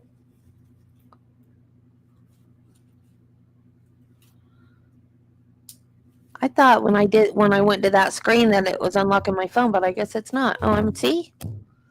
I don't even know what I don't know about my phone. I need a new one. Like this morning, my husband asked me what time it was, and I was like, it said like 4:59, and I was like, wait a minute, that's not right. No, it wasn't 4:50. It was 5:59, and it was actually 7 o'clock. like 6:59. And I was like, wait a minute, that's not right. So I was like, Alexa, what time is it? And I was like, yeah, it's almost time to get up. That's not right. And he goes, well, why did it do that? I said, because my battery's getting old in my phone. Every once it hasn't done it in a while. It did it like a couple months ago. It did it a couple days in a row where the time on my iPhone is actually an hour off. Travis came home from work one day and I freaked out. I'm like, what are you doing home now? I thought they fired him or something or laid him off because he works for a feed store and it's like a family owned feed store. So it's not part of a big chain or anything like that. And they keep talking about closing it, which I don't know why, because even though it's a small family-owned store, people come from all of the little towns around here to go to their feed store. There's even a Tractor Supply in the next town over, and instead of going there, the people from that town will drive all the way over here to go to his store. So I don't know why they're always talking about shutting it down, but so I never know. So if he comes home, it freaks me out. So I thought he was home like an hour early. I was like, oh my God, why are you home early? What happened? He's like, I'm not home early. What are you talking about? And I looked on my phone. I'm like, but my phone says it's like 4 o'clock. And he's like, no, it's 5:15 or 5, whatever time it was. It was after 5. And I was like, well, that's weird. My iPhone has never done this before. It's never had the wrong time. And then it did like 2 days in a row. And I'm like, my battery must be going dead. But like other iPhones I've had, when the battery won't hold a charge for very long, has not ever messed with the time. The time's always been right. And then right around that time period, I was charging it like 2 and 3 times a day. And then for the month or two since then, it's been okay. But then this morning, the time was wrong again. And I'm on Straight Talk, but Boost Mobile has a deal right now. You can get the newest iPhone for $450, and you get a year of service for free. And I was thinking about switching, but I don't have enough money to buy a new phone right now. In fact, this phone, when I bought it, I made payments on it. And because I'm on disability, I only get paid once a month. And it's the third Wednesday. It's not even on the same date every month. So it's really, really hard with automatic payments. So that's how I bought this phone. But when you set a date for automatic payments to come out, it's tricky because you never know if your disability payments are going to be in the bank on that day. So many times, because like if you don't pay for your phone, even if you pay for your phone plan, they shut the phone off. So I had so many times where I'd have to call them and say, turn my phone back on. There's money in the bank now. Such a pain in the butt. Well, I guess I need to start saving up for a new phone. I don't have to go through that again. Same thing happened with when I had Universal annual passes. That's why Travis doesn't want me to get annual passes again. Because we get there and they'd be like, oh, your pass isn't good. So then I'd have to go stand in line at customer service and be like, I have the money for the pass. It just wasn't there when you guys tried to take it out. Then I have to make a payment before I went into the park. So it was like an extra line we had to stand in. It drove Travis crazy. But the new park is about to open. Opens in May. The date has been announced now. It opens in May. And to buy tickets to that park right now, you have to have an annual pass. So annual pass holders get first dibs. and they're already booked up to July now, I think. So I need to get annual passes so I can go to the park next year, because I have been wanting a Donkey Kong roller coaster since the 90s, and I want to ride that bugger bad. I mean, I'll ride it eventually, but I don't want to wait.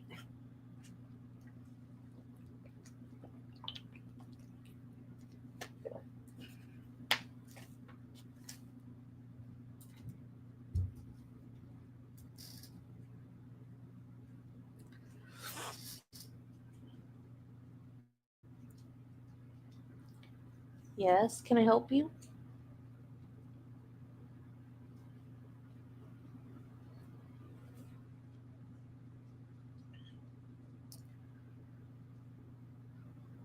I love Universal. It's my happy place. Disney used to be my happy place until they got so...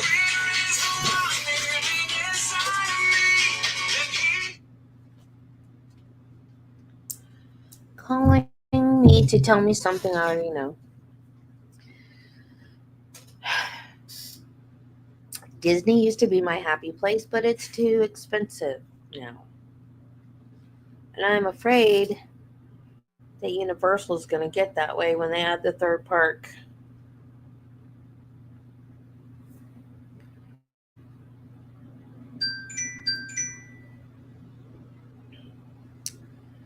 And I think my wand broke because... I'll show you my wand.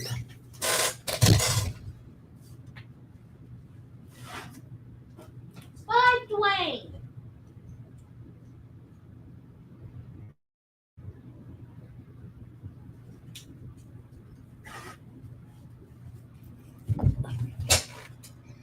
This is my wand. This wand is... I can never remember her name. Serafina, maybe? It's pink. Although my husband would say that's purple. We see colors differently. Isn't it pretty? It's got a sensor thingy in the top. And you go to Universal and you stand on these little wand spots, and there's little arrows in it that tell you how to move your wand. And you're facing like a store window, and then little animatronics inside of it move when you do your wand the right way. So it worked. It did work. And then I rode the ET ride, and I must have dropped it because when I got off the ride, I didn't have it anymore. So before we left the park that day, I filled out a lost and found thing, and they mailed it back to me. And I think I paid like $16 because it came postage due. Or I had to mail them $16 for postage. I don't remember, but I paid like almost $20 to get this one back. Which, if I had to buy a new one, it would have been another $60 though. So, and then when I went back to the park the next time, I couldn't get it to work on anything. But they will fix it for free. And I don't know why I didn't think about, like, they'll test it to see if it's broken. I thought it was just me that I was doing it wrong. And I didn't even think about taking it to be tested. So next time we go, I will take it in there and let them test it to see if it broke whenever it fell. Because I think that's what happened. So if they can't fix it, then they'll give you a new one. I wanted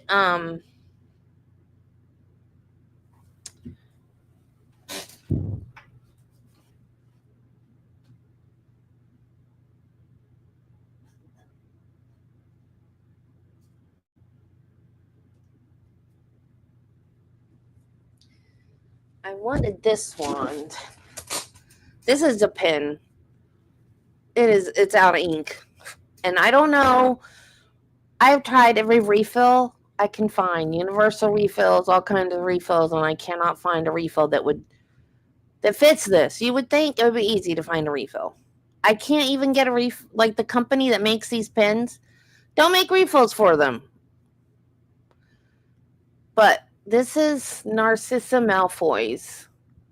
So Draco Malfoy's mom's wand, and I love it. And this is the one I wanted. It was sold out. This is the one that I wanted. Oh, so anyway, Serafina, I forgot her last name. That might not even be the right name because I can't ever remember. She's the American, do they call him Minister of Magic? President of Magic? Whatever.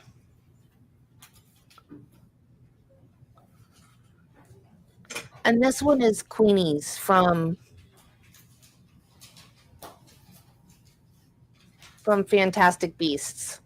It looks like a seashell. I like that one too. That was my second choice. It was also sold out. Another pen with no refill. Before the next witness is called, let me announce that this next witness is not to be filmed or photographed. So I'm going to ask the video to turn away from this witness, and I've already spoken to the still photographer about that. All right. You may call your next witness. Thank you, Your Honor. State calls Rosbelli Flores Bello. And Your Honor, we will also be using interpreter Carlos Flores. All right. That's fine. If you'll raise your right hand, you swear that you will truthfully and accurately translate English to Spanish and Spanish to English to the best of your ability. Okay, Judge, to the best of my ability.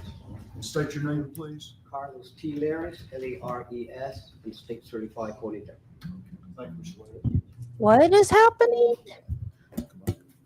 Why do we have I thought he had a personal translator that was talking into his phone, his headphones.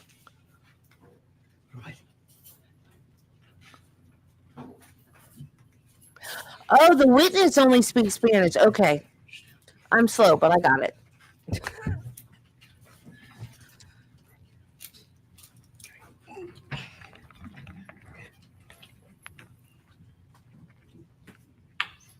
You may have to bend it down some. All right.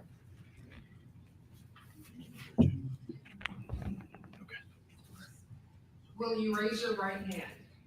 Levante, por favor, la mano derecha. Como pueda. Do you swear or affirm the testimony you're about to present in the state versus Jose Antonio Ibarra shall be the truth, the whole truth, and nothing but the truth, so help you God? Jura decir la verdad, toda la verdad y únicamente la verdad en el caso del estado de Georgia contra José Ibarra. Jura por Dios. Sí. Yes. Judge, we just have just a second. We're just trying to figure out the interpreter situation so that it's not 4 different times of translation. I just like to Okay, explain to Mr. that'd be Ibarra fine. how Take a moment.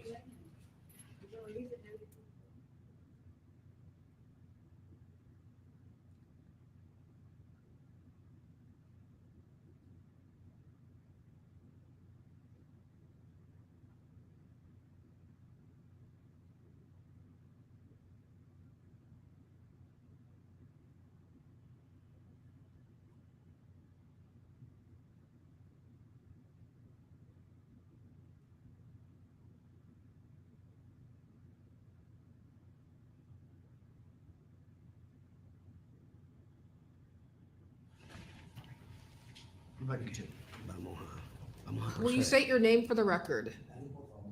Para que conste en la acta. Rosbelli Lisbel Flores Bello. Flores Bello. And can you spell that?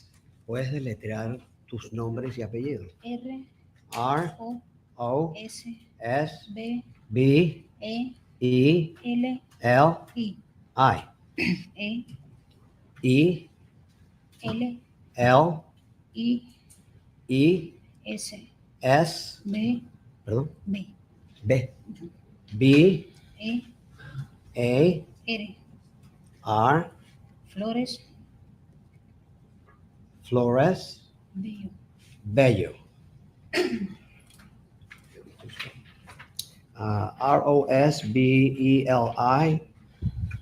Second word, Elis.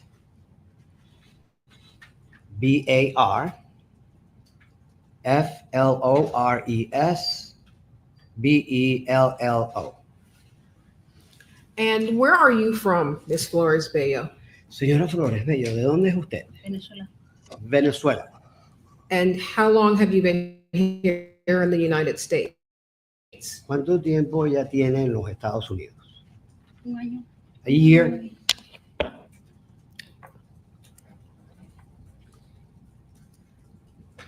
Un año y 5 meses. A year and 5 months. Okay, and when did you, what month did you come here? ¿En qué mes llegó usted aquí? En septiembre del año pasado. In September of last year. And who did you come here with? ¿Y con quién aquí se mueve? ¿Con quién está? Aquí ahorita. Here right now? And when you came to the United States, who did you come here with? ¿Con quién vino a los Estados Unidos cuando vino la primera vez? Con mi pareja. With my partner. Okay. And where did you live first before you came here to Athens? ¿Y dónde vivió usted primero antes de llegar a Athens? En Queens, Nueva York. In Queens, New York. Okay. And while you were there, did you meet the defendant, Jose Ibarra? Estando entonces allá, ¿conoció usted al acusado, el señor José Ibarra? Yes. And how did you meet him? ¿Cómo fue que lo conoció? Por medio de la suegra. Through a mother-in-law. Did you get to know him well in New York? ¿Lo llegaste a conocer bien en Nueva York? No, duré como un mes conociéndolo. Pues. Cuando me vine aquí a Athens, era como un mes conociéndolo. No, a month knowing him. When I arrived in Athens, I have known him for a month. And what do you call him? ¿Y cómo lo llama usted a él? The closed caption is having Is that the nickname that other people problem call with him this. as well? También otras personas lo llaman a él por ese nombre, ¿sí o no? Sí. Yes. So tell us about coming to Athens. Why did you leave New York to come to Athens? Cuéntenos sobre el venirse a Athens. ¿Por qué dejó Nueva York para venirse aquí a Athens? Porque él me dijo que aquí había posibilidad de trabajo. Pues el hermano. Because he told me that there would be a possibility of finding work here. The brother, el hermano. El hermano de él lo llamaba constante de que aquí había trabajo. Por eso fue. His brother called him constantly, telling him that there was work here. That was why Por eso fue que nos dirigimos acá. we decided to come here. And when you said his brother told you, who are you talking about? Which one of his brothers? Cuando te refieres a que el hermano les dijo, ¿a cuál de sus hermanos te refieres? Diego Ibarra. Diego Ibarra. And did he have any other brothers that you got to know? ¿Llegaste a conocer a otros hermanos que él tenía? Argenis Ibarra. Argenis Ibarra. And was there anyone else that you got to know that you lived with while you were here in Athens? ¿Alguien más que llegaste a conocer que vivió con ustedes aquí en Athens? Giancarlo Hernández. Giancarlos Hernández. And how did you get to Athens? ¿Y cómo llegaron a? En Nueva York pedimos en Manhattan. In New York, we had En los Roosevelt. en Hotel Roosevelt. De Manhattan pedimos un vuelo humanitario aquí hasta acá, hasta Atlanta. In Manhattan, we requested for a humanitarian flight to come here to Atlanta. And when was that? ¿Y cuándo fue eso? Como el What's a humanitarian Around flight? the 9th, 10th of September. And where did you go when you arrived in Athens? Y cuando llegó a Athens, ¿a dónde fue? Al aeropuerto To the airport. Al aeropuerto de Atlanta. Airport. Jackson Airport. Atlanta Airport, Jackson Airport. And then you came to Athens? Y luego llegaron y se vinieron a Athens. Nos fue a recoger un amigo de Diego Ibarra. A friend of Diego Ibarra came over to pick us up. And where did you live when you were in Athens? ¿Y dónde entonces terminaron viviendo cuando llegaron a Athens? A donde a él lo arrestaron. Where he was arrested. Was that the Argo Apartments? Interpreter requires a repetition. Was that the Argo Apartments? Los apartamentos Argo. Ujú, creo. ¿Sí o no? Sí, sí, a donde a él lo arrestaron. No me sé el nombre de... Yes, yes, where he was arrested. I do not know the name. Do you remember if it was apartment D126? ¿Recuerda si era el apartamento D126? Sí. Yes. So who got the apartment? Do ¿Quién? you know who secured the apartment for everyone? ¿Quién consiguió el apartamento? ¿Quién lo alquiló para todos? Argenis Ibarra. Estaba a nombre de Argenis. Argenis Ibarra. It was under Argenis. So when you arrived, when you and Jose arrived to Athens, who was already living in the Cuando apartment? usted llegó con José, ¿quiénes ya estaban en Athens en ese apartamento? Diego solamente. Only Diego. And then when did Juan Carlos join you at the apartment? ¿Y cuándo fue que Giancarlo se unió a ustedes en el apartamento? Como a mediados de noviembre. Like around the middle of November. And did you work while you were here in Athens? Were you able to find work? ¿Trabajó usted cuando estuvo aquí en Athens? ¿Pudo conseguir trabajo? Sí. Yes. And where did you work? ¿Y dónde trabajó? En Wendy. In Wendy's. And how many hours did you work every day? Did you work every other day? ¿Cuántas horas? ¿Trabajabas todos los días? ¿Trabajabas un día sí, un día no? No, en Wendy tenía 2 días libres. No. In Wendy's, I had 2 free days. Okay. And that was the only place that you worked when you were here in Athens? ¿Ese fue el único lugar donde trabajó usted aquí en Athens? No. No. Where else did you work? ¿En qué otro lugar En un trabajaste? restaurante coreano. In a Korean restaurant. And did any one of your roommates work with you at the Korean restaurant? ¿Y algunos de tus roommates trabajaron contigo en el restaurante coreano? Sí. Yes. Who worked there with you? ¿Quién más trabajó allí contigo? Argenis Ibarra y José Antonio Ibarra. Okay. Argenis Ibarra and José Antonio Ibarra. And you mentioned Jose. Do you see him here in the courtroom? Mencionaste a José. ¿Lo ves aquí en la sala de audiencias? Sí. Yes. Can you tell us? De rayas, A gris, gray striped y shirt un pantalón negro, creo. and I think a black pants. Okay, let the record reflect that the witness has identified the defendant, Jose Antonio Ibarra, as her roommate. And then can you describe the apartment that you lived in? ¿Puedes describirnos por dentro del apartamento en el que vivían? No era muy grande. It wasn't too big. Todos dormíamos en la misma área. All of us slept in the same area. José Antonio compartía la cama con Diego Ibarra, el José- hermano. Jose Antonio will share the bed with his brother Diego Ibarra. Mi persona compartía la cama con Argenis Ibarra. Myself shared the bed with Argenis Ibarra. Y Giancarlito dormía en un sofá que estaba allí. And Jan Carlitos slept in a sofa that was there. And where was your bed? What wall was your bed on? Su cama. ¿En qué pared? ¿Dónde estaba su cama? Entrábamos al departamento de mano izquierda. Entering the apartment on the left. That's where I'm sorry, I didn't hear what she said. Repítele que no te entendió lo que dijiste. Entrando al departamento a mano izquierda. Entering the apartment on the left side. Antes de llegar a la cocina estaba su cama. Before making it to the kitchen was the bed there. The largest bed. La cama más grande entonces. Ujú. Que tenía dos colchones. It had 2 mattresses. Okay. And then who slept on the sofa? ¿Quién dormía en el sofá? Giancarlo Hernández. Giancarlos Hernández. And who slept on the bed closest to the window? ¿Y quién dormía en la cama cercana a la ventana? Mi persona con Argenis. Myself with Argenis. And did you guys, did you use nicknames when you talked about each other or talked to each other? Cuando se hablaban ustedes, conversaban entre ustedes, usaban apodos para referirse a ustedes. No, yo le llamaba, él me llamaba gorda. No, he called me Gorda. Okay. What did they call Diego? Y a Diego, ¿cómo lo llamaban?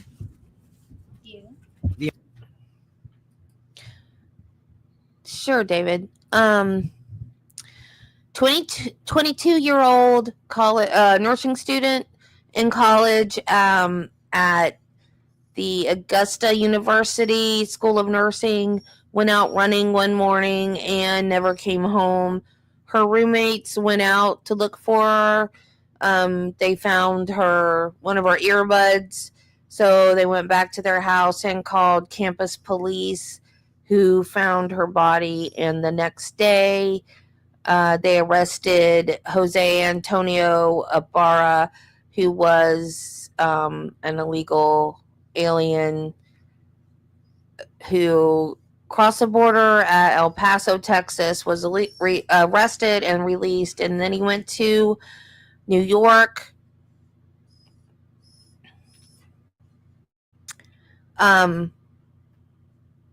Was arrested. He had his girlfriend's, now wife, her 5-year-old son on a moped. Neither one of them had a helmet on. He was arrested for that and released, and then they came to Athens, and he and his brother were caught shoplifting in Walmart, and they were arrested and released. And then the morning of February 22nd, 2024, he was caught trying to break into a student's apartment on student housing. He couldn't get in, so he peeped at her through the window, and she called 911. And then he went to the running and hiking trails out by the intramural fields on the University of Georgia campus, where Laken Riley was running and tried to assault her and wasn't able to, but kidnapped her. And so he's charged with 3 counts felony murder, malice murder, kidnapping, false imprisonment, interfering with a 911 call, concealing a body, peeping Tom from the earlier that morning, and aggravated assault with attempt to rape. So that's it. Oh, and it's a bench trial because he tried to get some evidence thrown out and the judge said no. So he decided that he didn't want the jury to hear it. So he decided that he would have a bench trial instead. Diego. Did you ever hear Diego called El Gocho? ¿Escuchaste a Diego ser referido como El Gocho? Ah, sí, Well, sí. it would be better if you could see it, huh? El Gocho. And did you ever hear Argenis called Manny? Y oíste a Argenis llamarlo Manny. Mary. Manny. Manny. Yes, Manny. Manny. And then Juan Carlos, was he called Carlito? Y a Juan Carlos lo llamaban Carlitos. Giancarlito. Giancarlitos. Giancarlito. And who were you closest to when you were living in the apartment? Viviendo en el apartamento, ¿con quién tenías más intimidad, más cercanía? Argenis. Argenis. And I'm going to talk about the February 22nd, the day of the murder of Laken Riley. Vamos a hablar entonces del asesinato de Laken Riley, que ocurrió el 22 de febrero. Do you remember what time you woke up that day? ¿Recuerdas ese día a qué hora te despertaste? Yo me levanté como a las 10, 11 de la mañana. I woke up around 10 to 11 in the morning. And what did you do? ¿Y qué hiciste? What were you doing that day? ¿Qué hiciste ese día? El día cuando, el día antes o o cuando fueron los arrestaron? Which day? The day before or the day that they came to arrest us? The day before. El día anterior. El día anterior, bueno, me paré como a las 10, 11 de la mañana. Un momento. The day before, I woke up between 10 and 11 in the morning. Ajá, nos pusimos a hacer, bueno, me puse a hacer comida con Argenis. I began to cook with Argenis food. Nos fuimos al trabajo, Argenis y mi persona, Argenis and myself went to work, y quedaron Diego y José Antonio quedaron en la casa. and Diego and Jose Antonio remained at the house. Were they awake or asleep when you woke up? Were they awake or asleep when you woke up? ¿Estaban that day? ellos despiertos o Dormidos. acostados cuando? Sí, cuando nosotros nos fuimos a trabajar, ellos estaban en la cama acostados. Asleep, yes. When we left to work, they were in bed sleeping. And then where was Carlito and Juan Carlos in the apartment that day? ¿Y estaba Juan Carlitos en el apartamento ese día? No. Okay. And then what time did you return home? ¿A qué hora entonces regresaste a casa ese día? Como a las 10 de la noche. Around 10 p.m. And who was there when you got home at 10 o'clock? ¿Quiénes estaban allí cuando His llegaste? DNA was under her fingernails. All of them. And at what point did you learn that someone had been killed near your house? ¿Cuándo fue que te enteraste que alguien había sido asesinado cerca de la casa? Esa noche. That night. And how did you, without saying what they said, how did you find out? ¿Cómo te enteraste de lo que había ocurrido? Porque yo siempre cuando llegaba de trabajar me sentaba afuera fumando un cigarro. Because every time I came back from work, I would sit outside to smoke a cigarette. Y estaba un vecino del frente, un puertorriqueño, And there was a neighbor from across, Puerto Rican, y vi mucho policía. and I saw a lot of police. Y le pregunté yo a él qué estaba pasando. So I asked him what was happening. Y él me dijo a mí, no, hay un muerto. And he said to me, no, there is a dead person. We'll move on. So you, Sustain the objection. we'll move on. And so you learned that someone had been killed near your apartment. Entonces conoció que habían asesinado a alguien cerca del apartamento. ¿Sí? Sí. Yes. Okay. So then you went to bed that night. And when did you wake up the next day? Entonces se acostó esa noche y al día siguiente, ¿a qué hora se despertó? No, ese día yo entré y le dije a Argenis, le comenté a Argenis. Un momento. No, that day I came back in and I mentioned to Argenis Lo que estaba pasando. what was happening. Argenis o sea, lo dijo en voz alta ahí en el departamento. Argenis mentioned it in a loud voice in the apartment. Wait, you can't say what he. Un momento. Deja decir lo que otra persona dijo. I'll consider that when given instruction, We'll and he'll interpret the instruction. Okay, we'll clean it up. Thank you. Okay, you can't say what Argenis said. No puedes decir lo que otra persona dijo, ¿ok? Okay, but listening to him, you knew that Argenis knew that something had happened at the apartment. Entonces, the interpreter requires a repetition. Listening to Argenis, you knew that something had happened at the apartment. Entonces, escuchando de Argenis, enteraste que algo había ocurrido en el apartamento. No. No. Yo fui la que le dije a Argenis. I was the one who told Argenis. Okay. Y Argenis comentó en el departamento. And Argenis mentioned it inside the apartment. Okay, without saying what he said, but he told everyone else. Él entonces hizo la mención a todos los demás. ¿Sí o no? Sí. Yes. Okay, all right. And then what did you all do next? ¿Y qué fue lo próximo entonces que hiciste? Me metí al baño y me acosté a dormir. I went into the bathroom and then I slept. Okay, was there any reaction from any of your roommates? Not what they said, but did anyone act strange or concerned when they found out that a murder had taken ¿Hubo place? alguna reacción sobre tus compañeros de habitación? No sobre lo que Argenis dijo, sino sobre lo que habían conocido que había ocurrido. Okay. No. And what woke you up the next morning? ¿Qué fue lo que la despertó la mañana siguiente? Oficiales. The officers. How did that happen? ¿Cómo ocurrió? Entraron y dijeron que nos levantáramos todos. They entered and they told us for all of us to wake up.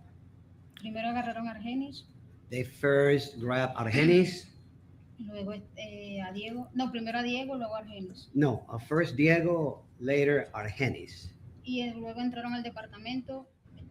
José Antonio estaba dormido y mi persona también estaba. Then they entered the apartment. Jose Antonio was asleep and I myself was too asleep. Y a nosotros dos nos levantaron que saliéramos del departamento. They awoken both of us, asking us to walk out of the apartment. After a certain time, did you go down to the Athens Clark County Police Department and give a statement? Después de haber pasado cierto tiempo, terminó usted siendo llevada al departamento de la policía de Athens Clark y dio usted una declaración. Sí. And was Yes. that on February 23rd, that same day that they woke you up in your apartment? Eso fue el mismo día, el 23 de febrero, el que vinieron Sí. al apartamento. Yes. And did you also give a statement to Officer Sayan on March 4th at También Julio Maldonado's apartment? usted también le dio una declaración al oficial de la policía Sayán el 4 de marzo en el apartamento de Julio Maya. Maldonado. Maldonado. Sí. And did they show you some photographs and video? Le mostraron algunas fotografías, algunos videos. And were you able to identify anyone in any of the videos? ¿Pudo usted reconocer en esa fotografía o en esos videos a alguien? En un video. En el video. Okay, I'm going to show you some photographs. Le van a mostrar ahora unas fotografías aquí en la pantalla.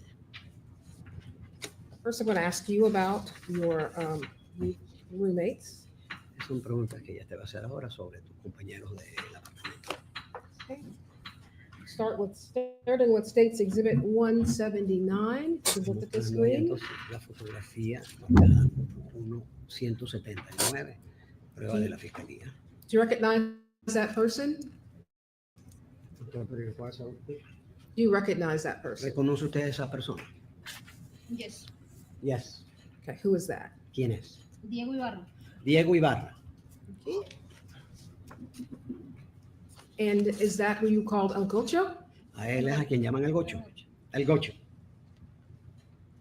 And States Exhibit 185. Who is that? Estoy mostrando la fotografía de la fiscalía 185. ¿Quién es él? Argenis Ibarra. Okay. Argenis Ibarra. Is that Manny? Ese es Manny. Manny.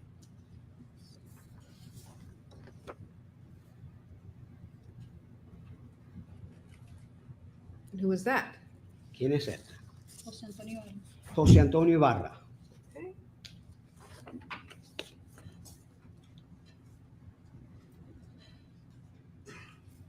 And Your Honor, if we could toggle over, I'm going to show her some video. Te van a mostrar ahora un video.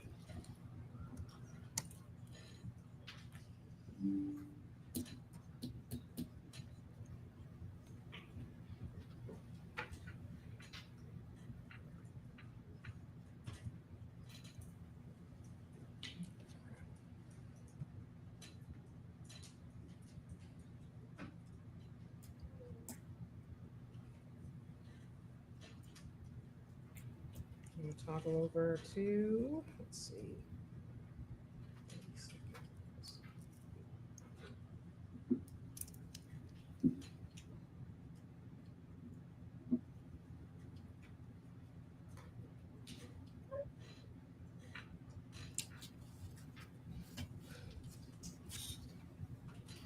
Do you recognize anyone in that video? ¿Reconoce usted a alguien en ese video?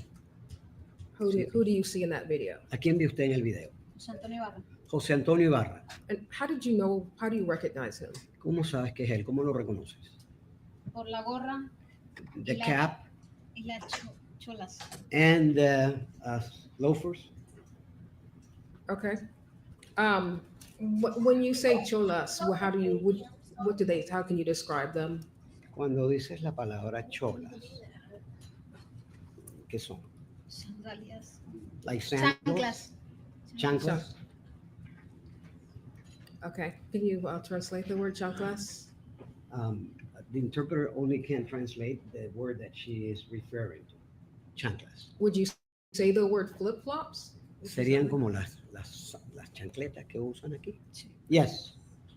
And do you remember talking to the officers and thinking about something that you saw in that video I just showed you? ¿Recuerdas haber conversado con los oficiales sobre el video y lo que habías visto? How?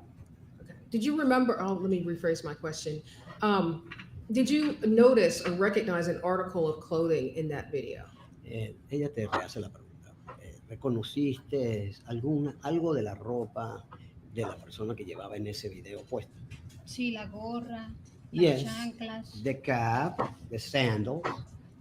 Did you see what he was putting into the dumpster? You ¿Viste see an lo item. que estaba poniendo en el contenedor de basura? What did you see? ¿Qué vistes? Un suéter. A sweater. Okay. And had you seen that sweater before? ¿Habías visto ese suéter anteriormente? Tell us about that sweater. When did you see it? Yes. Dinos sobre el suéter. ¿Cuándo lo vistes? Desde que me vine de Nueva York. Since I came from New York.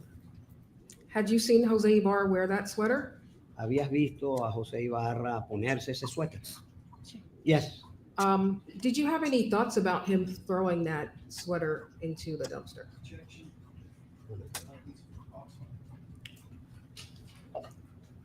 Did you mention anything?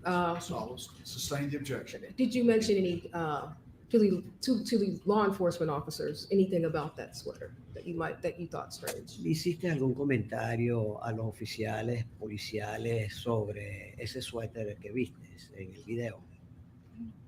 No. Okay. When you saw Jose throwing this sweater into the dumpster, what did you think about that? Or what did you notice? Judge, I'm also going to object because I don't know that this witness was not there to see the activity that's depicted on the video. The court is equally able to interpret that. I'll rule the objection as to what she might have noticed.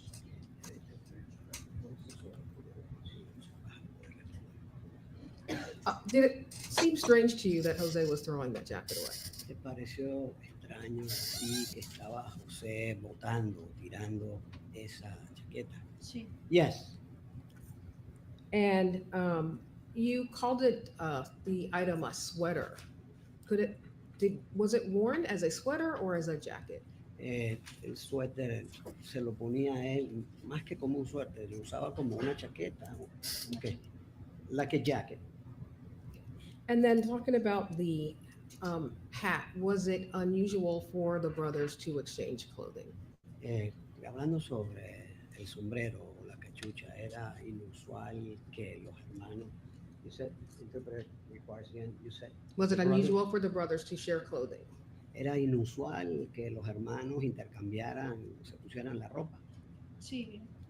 Sí, se intercambiaban ambos, Diego y José Antonio. Yes, they would interchange it. Diego and José Antonio would.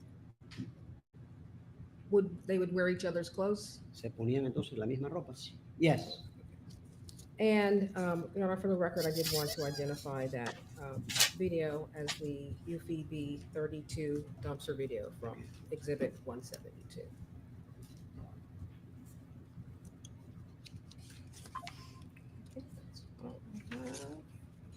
And with that, I will pass the witness.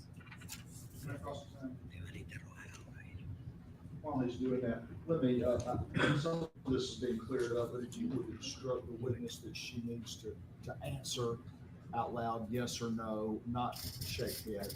El juez quiere aclarar algo, ¿no? Cuando te pidan que respondas, no respondas con mover la cabeza. Siempre responde verbalmente, sí o no, siempre. Okay. Excuse me for that.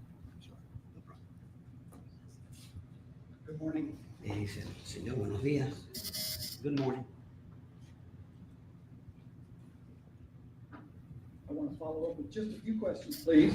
Quiero entonces hacerle solo algunas pocas preguntas. So you were asked a minute ago about when you first came to the U.S., right? Hace unos minutos le preguntaron cuándo fue que vino por primera vez a los Estados Unidos, ¿correcto? ¿Sí o no? Yes. And am I right that you came in the summer of 2023? Es correcto decir que usted llegó en el verano del 2023. En mayo. In May the 3rd. Thank you. And that was, you went directly to New York City? Y fue directamente a Nueva York. No, estaba en El Paso. No, in El Paso I was. Okay. But you didn't stay there long, is that what I understand? Pero yo entiendo que no se quedó allí mucho tiempo. No. No. And so the first place that you stayed for any period of time was New York City, is that right? Entonces es correcto decir que el primer lugar donde estuvo por algún periodo de tiempo fue Nueva York. Sí. Yes. And then during the summer of 2023, you met first Maylene Franco, is that right? Y durante el verano del 2023 conoció usted primero a Maylene Blanco, ¿es correcto? Sí. Yes. And Maylene's daughter is Laylene Franco, correct? Y la hija de Maylene es Leili Franco, ¿correcto? Lailín Franco. ¿Perdón? Lailín. Lailín Franco. Laylene, thank you. Gracias. And Laylene was married to Jose Antonio Ibarra. Y Lailín está casada con José Antonio Ibarra. Yes. And I'm just trying to establish how you met Jose Antonio. Yo solamente estoy tratando de establecer cómo fue que conoció usted a José Antonio. Okay. But it was first through his mother-in-law, Maylene Franco, right? Así que primero fue a través de la suegra de él, Maylene Franco, ¿correcto? Yes. And the way I understand it, your friend and Laylene lived in a hotel that was turned into an apartment for immigrants. De la manera como lo he entendido es que usted y Laylene vivieron en un hotel que luego fue transformado allá como en un complejo de apartamentos.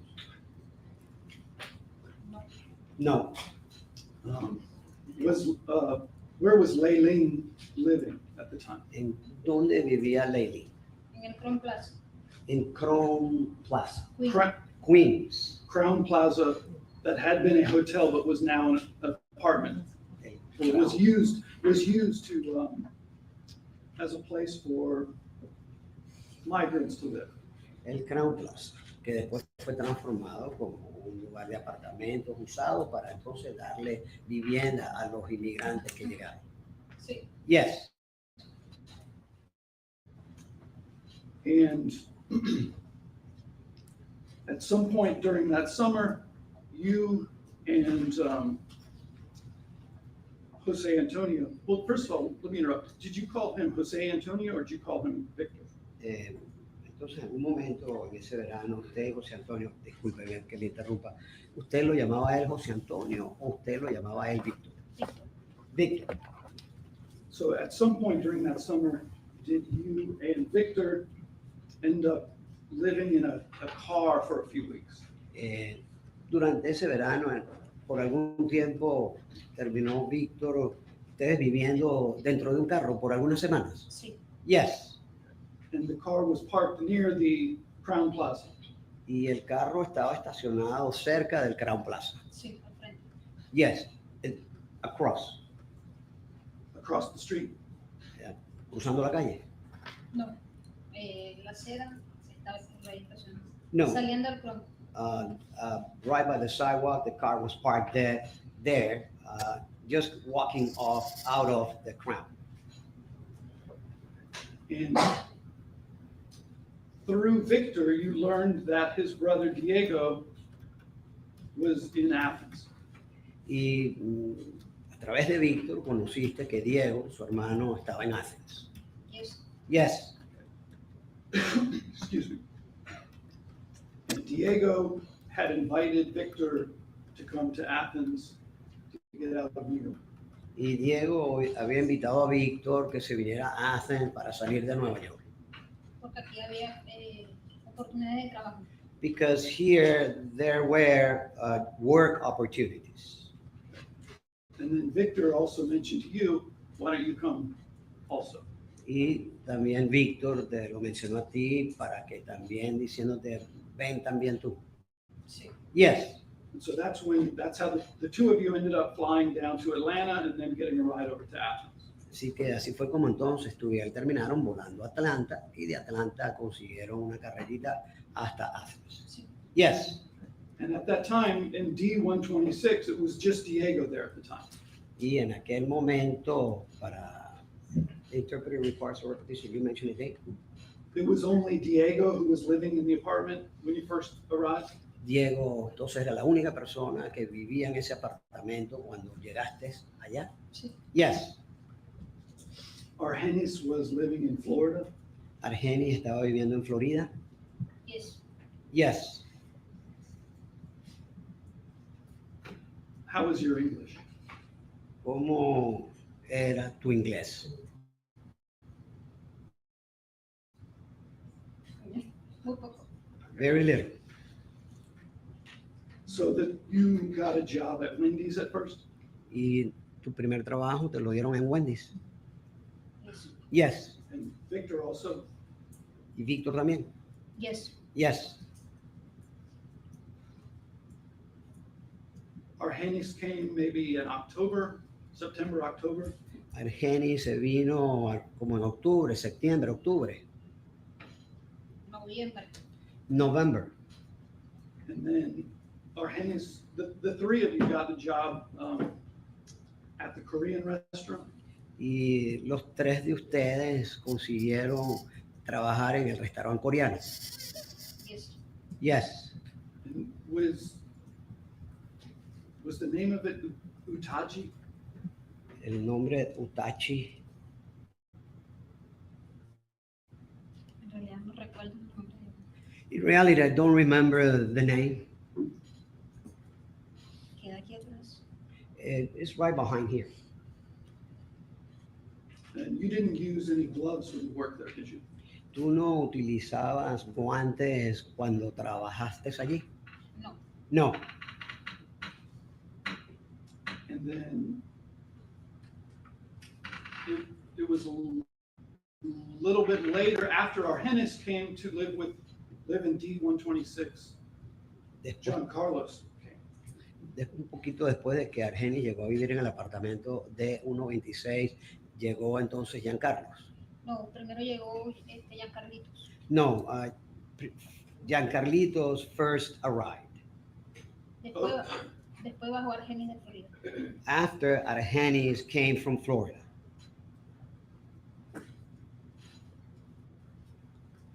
And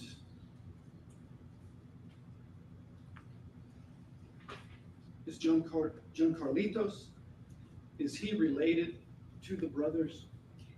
Giancarlito está relacionado, tiene parentesco con los hermanos. Bueno, que se conocían desde allá, desde donde vivían en Venezuela. Only that they knew each other from where they all are from in Venezuela. More from them, I do not know. Diego, you identified Diego in a picture, but let me just ask you, he is a little bit taller than Victor, correct?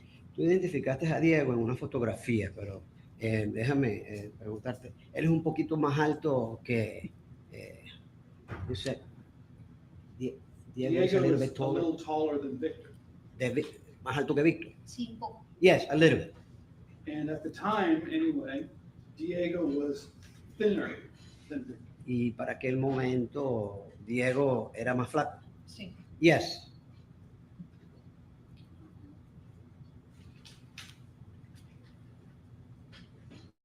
And that morning, you testified that Thursday morning of February 22nd. Esa mañana de febrero el jueves 22 de febrero. You woke up after 10, but before 11, does I understand? Entiendo que se despertó después de las 10, pero antes de las 11, ¿correcto? ¿Sí o no? Yes. Yes. And when you woke up in your bed, Diego and Victor were both asleep in their bed, correct? Y cuando usted se despertó, estando en su cama, Diego y Víctor estaban dormidos todavía en sus camas. Yes. And you didn't notice anything that morning as far as anyone leaving the apartment. Y usted esa mañana no se dio cuenta con respecto a cualquiera de alguien salir del apartamento. No. That's all. Thank Esas son todas las preguntas que le quiere you. hacer. Director, sir. Pregunta a la señora si te va a hacer otras preguntas.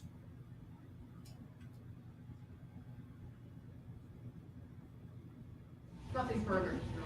No hay ninguna otra pregunta. Estás excusada. Any objection to excusing her? No objection. Okay. Ok, no hay ninguna You may objeción. go down. Ok, eso es todo. Entonces puedes salir. Gracias. You're welcome.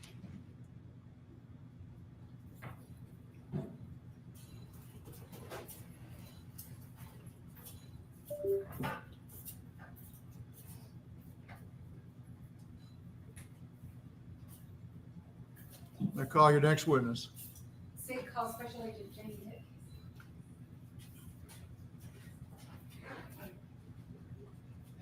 And while Special Agent Hipkiss is entering the room, Your Honor, we do have another stipulation of the parties. It has been marked for identification purposes as State's Exhibit 267, and we are going to move to admit State's 267. It is a stipulation of fact regarding FBI agent Candace Hunter. FBI Digital Forensic Examiner Candace Hunter testified at a motion to suppress in the above referenced case on November 1st of 2024. All parties agreed to admit her testimony and exhibits from that testimony at this trial, and they will be made a part of this trial record.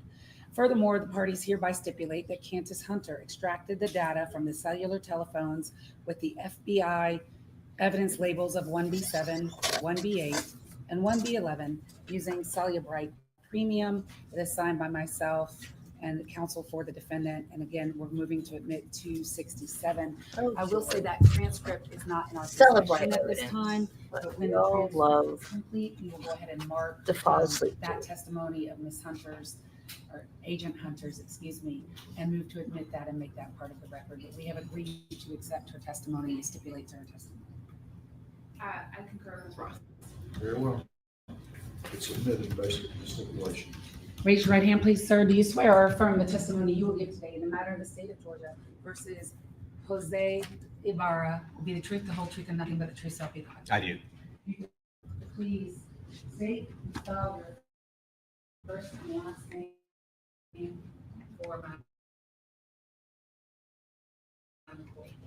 Yes, ma'am. My name is Janie SS. What do you do for a living? I'm employed by the Federal Bureau of Investigation as a special agent, and I'm assigned to the Athens, Georgia office. How long have you worked for the Federal Bureau of Investigation? It'll be 11 years in February. At the Athens office, what do you do? What types of crimes do you investigate, and what do you do there? I'm assigned to the Middle Georgia Safe Streets Gang Task Force. That's a task force comprised of several different agencies, FBI, obviously, as well as the GBI, the Athens Clark County Police Department, the Oconee County Sheriff's Office, and the Georgia Department of Corrections. As a member of that task force, our primary mission is to focus on investigations that involve violent criminal activity or violent gang activity or major organized crime investigations. So as a part of that, we oftentimes assist our state and local law enforcement partners with investigations such as this that involve violent crime or a murder or armed robbery or something of that nature. When and how did you get involved into the investigation into the murder of Laken Riley? I got involved on the day that it occurred on February 22nd, 2024. I was actually contacted by another member of our task force, who's a sergeant with the Athens Clarke County Police Department. When the incident happened, I was actually in Atlanta dealing with another matter, and I was informed by Sergeant Frost, who's on our task force, that he was involved and had responded to the murder of a college student that had occurred on the University of Georgia campus, and advised that he would be meeting with other law enforcement partners to obtain information to see if there was any assistance our task force could provide. Did you at some point provide assistance to the local authorities in this case, and specifically, what was the focus of your investigation? Yeah, so initially on February 22nd, there were no suspects when the incident occurred. So at that time, we took the role of helping out with some cell phone analysis. We did what's called tower dumps in the area, or I assisted with that, and writing search warrant to essentially capture all cellular devices that were in contact with the towers that served the area where the crime scene was located at. So that was our initial involvement. From there, it evolved into other technical assistance. Once University of Georgia Police Department, the GBI, and Athens Clarke County Police Department had identified a suspect and executed a search warrant. They had collected a total of 11 electronic devices. At that point in time, they asked for the FBI's assistance in downloading those particular devices. And is that when you got involved? Yes. For the devices. So specifically, did you review the downloads of devices 1B7, 1B8, and 1B11 in this case? Yes, I did. If you could first tell us what are 1B7, 1B8, and 1B11, why are they numbered that way, but whose devices are they? 1B7 and 1B8 are devices that belong to Jose Antonio Ibarra, the defendant, seated at the table over there in the gray dress shirt. And may the record reflect the witness has identified the defendant. 1B11 is a device that was collected from Jose's brother, Diego Ibarra, when Athens Clarke County Police Department encountered him on the morning of February 23rd at approximately 8:32 in the morning. And who extracted data from those devices? Special Agent Candace Hunter, she's assigned to the FBI CART team, that's Computer Analysis and Response Team. She's a certified digital forensic examiner, so the phones were taken down to her in Atlanta, and she extracted the data from all three devices. And then you reviewed that. That's correct. And to answer your question about 1B7, 1B8, 1B11, so that's just a naming convention used by the FBI when it comes to evidence. So in this case, 1B7 was a Samsung 14 phone that was located in the apartment of Mr. Ibarra, apartment D126, during the execution of the search warrant. 1B8 is a Samsung 13 phone that was also located in the apartment, and then 1B11, as I mentioned, was collected from Diego Ibarra. I'm handing you three pieces of evidence. One is marked 263, one is marked 264, and one is marked states 265. Do you recognize all three of those items? Yes, I do. What are they? And just take them by number, please. Yes, 1B7 is a copy of the cell phone extraction that was generated by Special Agent Hunter. I know that this particular exhibit is a copy of that because I personally reviewed it and created it. 1B8 would be a copy of the Samsung 13 cell phone collected from Jose Ibarra's apartment. And then 1B11 would be a copy of the Motorola cell phone seized from Diego Ibarra. And again, I created these thumb drives, these copies, so I'm familiar with all three of them. They would move to admit 264, 265, and 266. I'm going to object. I need to approach Your Honor about this issue with Ms. Ross. All right. Let me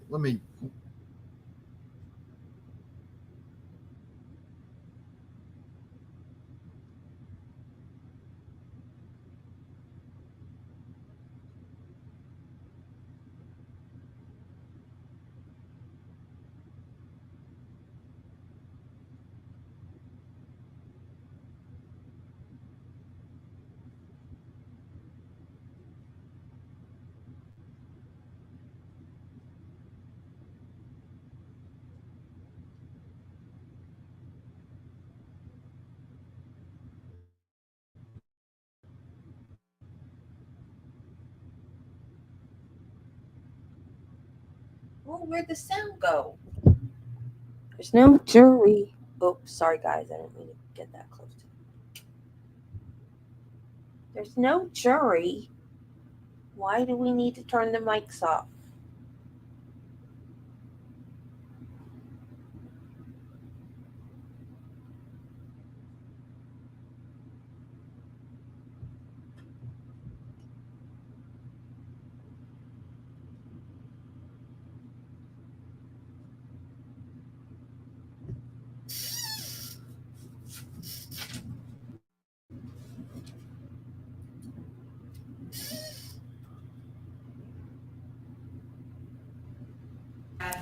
I do not object to these exhibits being admitted just to preserve the entire cell phone extraction for the record.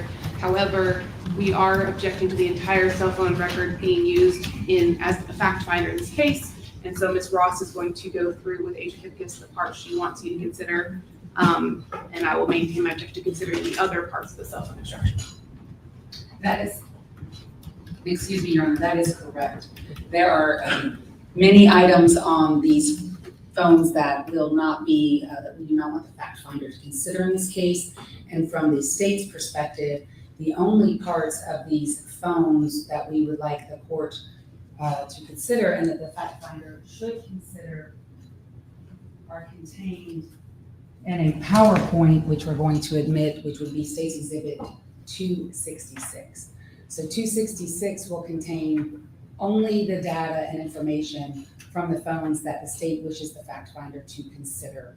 The full extractions were just admitted to perfect the record of all of them. All right.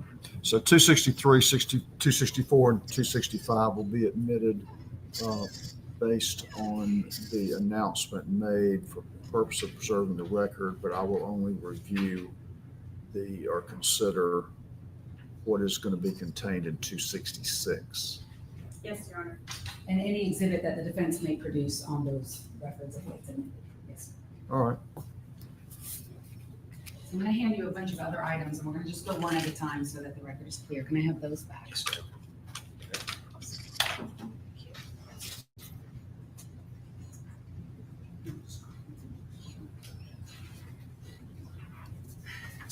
$266, what is that? 266 is a copy of a PowerPoint presentation that I created that summarizes the downloads of several different records involved in this investigation. The first being the download of Jose Ibarra's cell phone, which has been named FBI evidence item 1B7. It also involves the T-Mobile subscriber records for phone number 347-358-3978, and that is the phone number assigned to 1B7. The PowerPoint also includes records for Cash App account Jose Antonio 251998, which is a Cash App account, used by Mr. Ibarra. It also includes Snapchat records with the username user 374159156, which is a Snapchat account used by Mr. Ibarra. Google account records with the Gmail account or the Google account Jose Ibarra 251998@gmail.com. That is a Google account used by Mr. Ibarra. Additionally, the PowerPoint includes records from TikTok for account Victor Franco 4, as well as a summary of the download of FBI evidence item 1B7, which is a summary of the Motorola cell phone collected from Diego Ibarra on February 23rd. Hold on, let me stop you right there. You just 1B7? What's the Motorola? Excuse me, 1B11. Thank you. Sorry about that. All right, go ahead. And then also additionally, Verizon and track phone records for cell phone number 404-416-5213, which was the phone number that was associated with FBI evidence item 1B11, the Motorola cell phone. Which was identified as belonging to Diego Ibarra? Yes, sir. And is that a report that you created yourself? Yes, it is. Based on the records and the information that you just told us? Yes, ma'am. Say, move to States 266. Your Honor, I don't object to the PowerPoint. I do have an objection to some slides, and I will specify for the record that is slide 22, and in addition, slides 25 and 26. These 3 slides contain lyrics from songs that were supposedly being played. And I think there's a couple problems with this. Number one, I don't think they're relevant. Number two, we've got a confrontation clause issue here. I don't know who translated these lyrics from Spanish to English. I don't think it was a Hipkiss. And then number 3 is, a hearsay issue with that as well. Your Honor, the translation was done by an analyst who will be testifying this afternoon right behind this particular agent. So if you wish to question her about how well she can speak Spanish, then that's the issue will be solved, because she's going to be here. I'm sorry, I missed the last thing you said. The first thing was relevance, and then confrontation and hearsay. Well, the relevance of it is that it goes to the defendant's state of mind. And this is the one, can you show me the picture?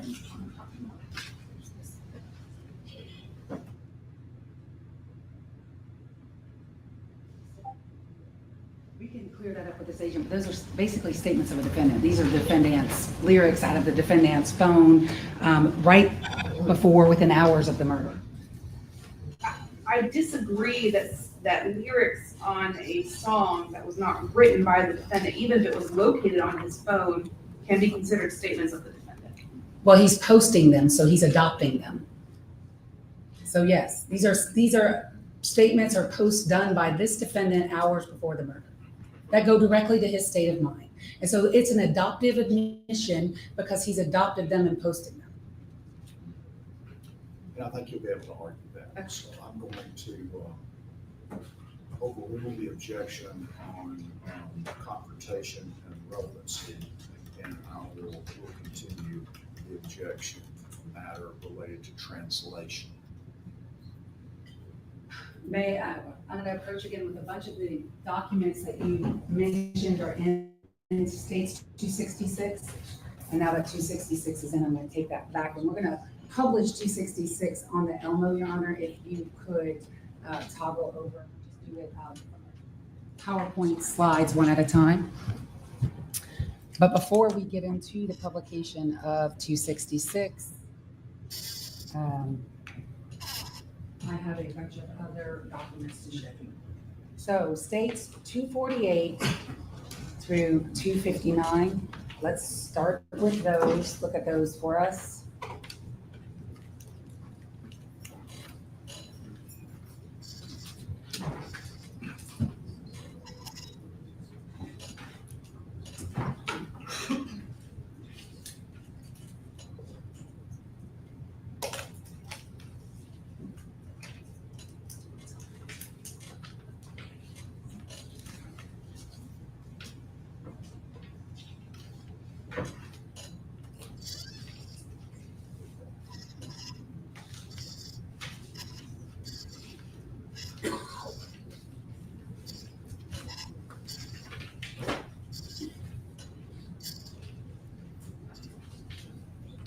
Do you recognize those items? Yes, I do. And in general terms, what are they?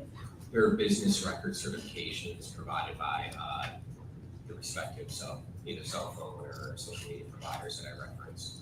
And then for the record, Your Honor, the state did file 2 different pretrial notices of our intent to rely upon certain business records. Those business records, those are the certifications of those records that the state provided pretrial notice on, not all of them, but the ones that are at least contained within States 266, which is Special Agent Hicks' report. So we would move to admit the certifications at 248 through 259 at this time. I don't have objection other than preserving my objections from the motion to suppress, Your Honor.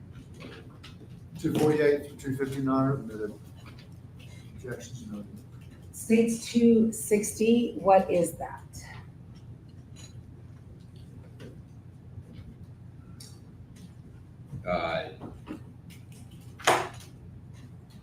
Not recognize this. This is not labeled. It's a thumb drive. I'm assuming. Okay. That's your label on the back? Oh, yeah. Yeah, that's from. Yeah. Is that your label on Yes. the back? Yes. Okay. This is going to be a thumb drive containing Snapchat, TikTok, Google, and Cash App records that accompany the business record certifications that we just discussed. And are those records that you obtained pursuant to your investigation Yes, in this case? And did you obtain all of those records with either search warrants or subpoenas, yes, either state or federal, yes, depending on what the record was? yes. Okay, the state would move to admit states 260. Similarly to earlier, Your Honor, I don't think everything on these records is relevant or admissible, but if they're just wanting to publish the parts that are in the slideshow, I don't have an objection that they be entered for the record. She's correct. We do not believe everything in these records would be admissible for the fact finder to consider. They're to preserve the record of all the records that were received by the FBI and this agent. And what we would like the fact finder to consider are only the records that will be talked about in states 266. So the 260 will be admitted with that reservation. 261 and 262. What are those items one at a time? Government's Exhibit 261 is a thumb drive containing Verizon records that are associated with the cell phone, the Motorola cell phone that was seized from Diego Ibarra. And the state would move to admit that. Again, those records, states 261.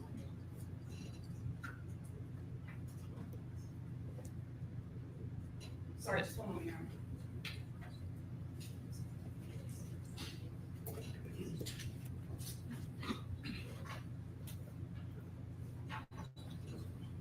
We don't have objection to the record for 1B11. Which is 261. Well, those are actually just the records, the CDRs from 1B11. 1B11 itself is a different exhibit. Yes, we don't have objection to CDR for 1B11. And that's, I believe, 262 or That is 261 for a record. 261 is admitted. 262. Government's Exhibit 262 is a thumb drive containing the CDRs for the phone number, as well as location information for the number that was assigned to FBI evidence item 1B7, so Jose Ibarra's Samsung 14 cell phone. And say we move to admit states 262.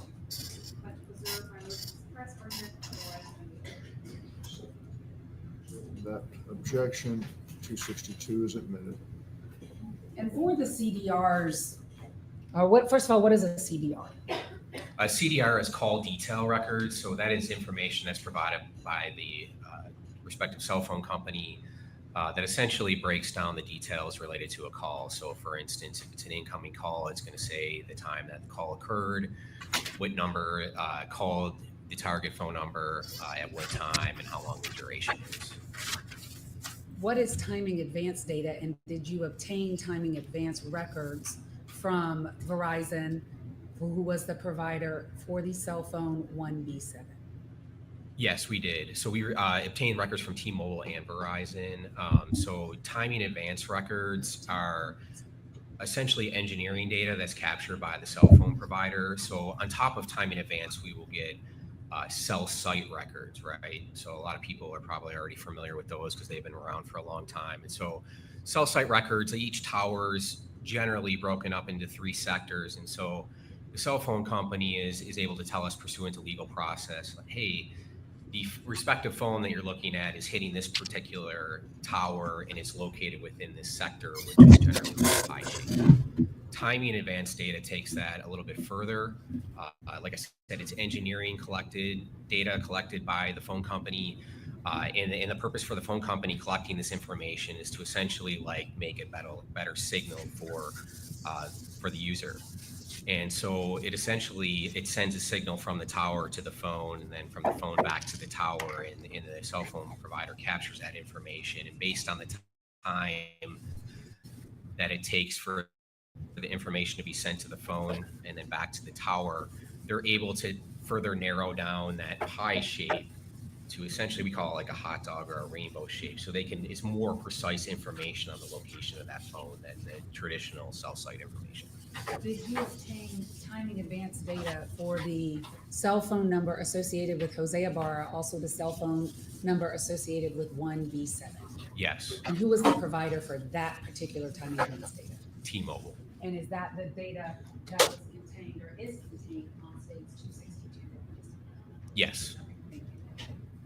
So now let's turn to your exhibit 266. And I apologize, we're just having a little PowerPoint issue, so you'll have to bear with me. Can you see it? Yes. Okay. We'll try to do it in PowerPoint format. I know it's not ideal. Can the court see it and can counsel see it? Thank you. Let's start with 266, page 1, slide 1. What are we looking at here? This is what I covered earlier. This is just a summary of the records that were used to create this PowerPoint. So it's highlighting the fact that we used records from the download of FBI evidence item 1B7, as well as the T-Mobile records that we just discussed for the phone number assigned to 1B7, Jose Ibarra's Cash App records, his Snapchat records, and his Google account records. Slide number 2. Again, this is just further information related to the records that are contained within this PowerPoint presentation. This is showing that we also use TikTok records for Jose Ibarra's account with the screen name Victor Franco 4, as well as records from the download of Diego Ibarra's phone, evidence item 1B11, and additionally the Verizon and Track phone records for the phone number that was assigned to 1B11. Did Jose Ibarra use a different name at times in social media? Yes, he did. A common alias that we saw Mr. Ibarra use was Victor Franco. And how do you spell Victor Franco for the record? Victor is Victor. Franco is Franco. So now looking at your slide number 3, what is that? That's just a highlight to the court for 1B7. So the Samsung 14 cell phone seized from Mr. Ibarra's apartment that was used by him. The records, when they were produced and then when they were extracted from the phone, they were UTC time. So this is just showing the court how you translate UTC time for Local Eastern Standard Time. And on February 24, 2024, the day that the murder occurred, as is highlighted in this slide, you'll see that you have to subtract 5 hours from what's shown in the record. So for example, this particular text message is showing February 22nd, 2024 at 11:36 p.m. That would translate to 6:36 p.m. local time. Slide number 4, what are we looking at there? This is just highlighting the device identifiers associated with Mr. Ibarra's 1B7 phone. So as I stated, it's a Samsung Galaxy phone 14 with the actual model number being SM-A146U. It was assigned cell phone number 347-358-3978, as well as IMEI or a device identifier of 35295-824-449-1604. What is an IMEI? It's an international mobile equipment number, so that'll be specific to the actual cell phone itself. It's essentially like the equipment number, so it's essentially like a serial number related to the cell phone. And we see that sadly, the PowerPoint that we have, a copy of it is in black and white, so we can't see the colors. What color you've seen the color image of this? Yes. Of this photograph that we see on slide 4? Yeah, so since it is in black and white, I can provide further description. So the actual image. Objection to this. I sympathize with the state's technical issues, and I'm happy to take a break for them to fix it, but I think rather than having the witness describe the content of the photos, the court should just see the photo. I think it is best for the court to view the photos so we can take a break to fix our technical issues. But for the best evidence rule, that's why the records are in. So the records themselves are in. So that the records are part of the record. But if you could give us a moment to try to fix our issue, perhaps it would be better for the court and everyone to see the images in color. So, I don't know the nature of the problem. So we're missing, it's 5 minutes. We're missing one thumb drive that was recopied this morning, and I think I have the old version of it. I need the new version of it that was recopied. And so if you could give us 5 minutes to either find it in our, again, 17,000 thumb drives that we have, or we can recopy it very quickly, because I know he has it, and so he can give me a new copy of it because the recopy version is lost. Thank you. May the witness step down.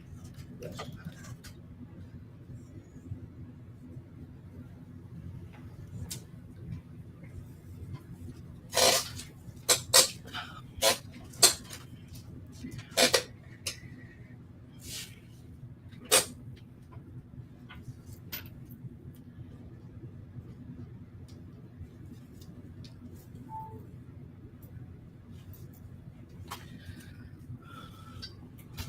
So how long is this gonna take? Be prepared, people.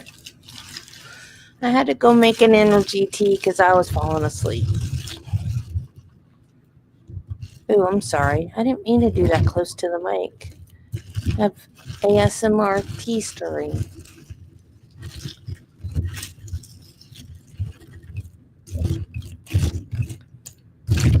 This is called watermelon sugar, and it doesn't taste like watermelon at all.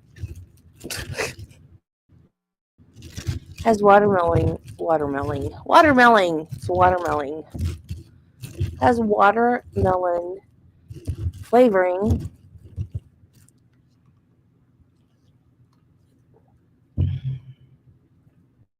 But there's such a mix of different flavors. It has, I'm out of the tropical fruit. The tropical fruit is called tropical liftoff, which is one of the energy components. And then there's NRG. It's just called NRG. And then it's raspberry tea. And it's pineapple, watermelon, and green apple flavoring. But I'm out of the tropical, so it's not quite as good as it usually is. And then when they make it at the shop, because it's Herbalife, so when they make it at the actual store, I can't get it to do it. I don't know what I'm doing wrong, but it's actually, because it's watermelon sugar. So it's the pineapple and the watermelon and the green apple. It's actually layers. So you've got like the red and then of the watermelon, and then the yellow of the pineapple, and then the green of the green apple. So it looks like a watermelon does, like with the red and then the yellowish between the watermelon and the rind, and then the green for the watermelon rind. And it's beautiful. And I can't make it do that. And I don't know what I'm doing wrong. It looks like weak tea. It looks like weak tea. It doesn't look like watermelon like it's supposed to. But it's good. It doesn't taste like watermelon. With a mix of all those flavors.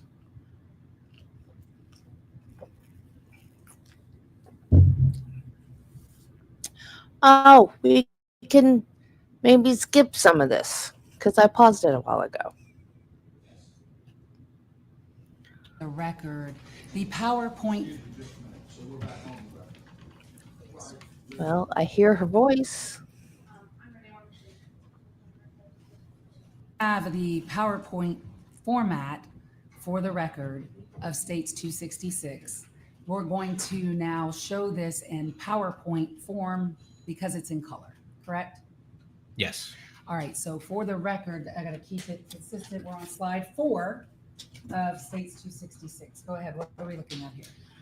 Yeah, so the photo depicted on the right is an actual image that we'll discuss as we get further into this that was captured on Jose Ibarra's cell phone, FBI evidence item 1B7.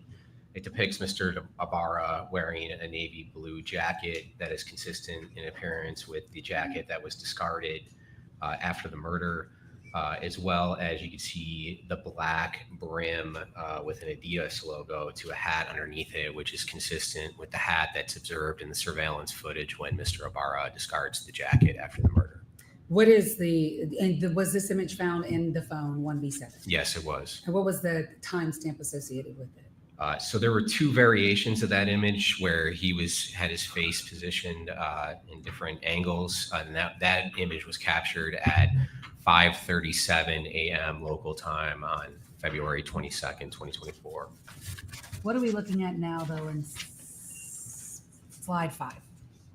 What we're looking at here is this is a screen capture of the actual records provided from T-Mobile for the phone number assigned to FBI evidence item 1B7, and that is a record for cell phone number 347-358-3978.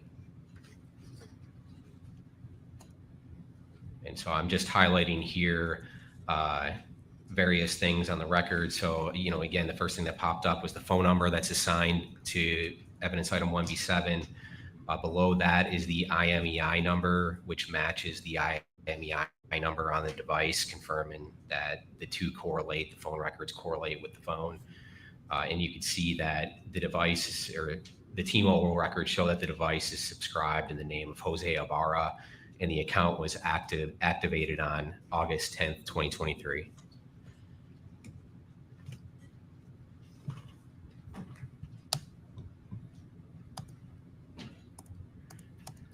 Did you make a determination whether Jose Ibarra was the user of 1B7?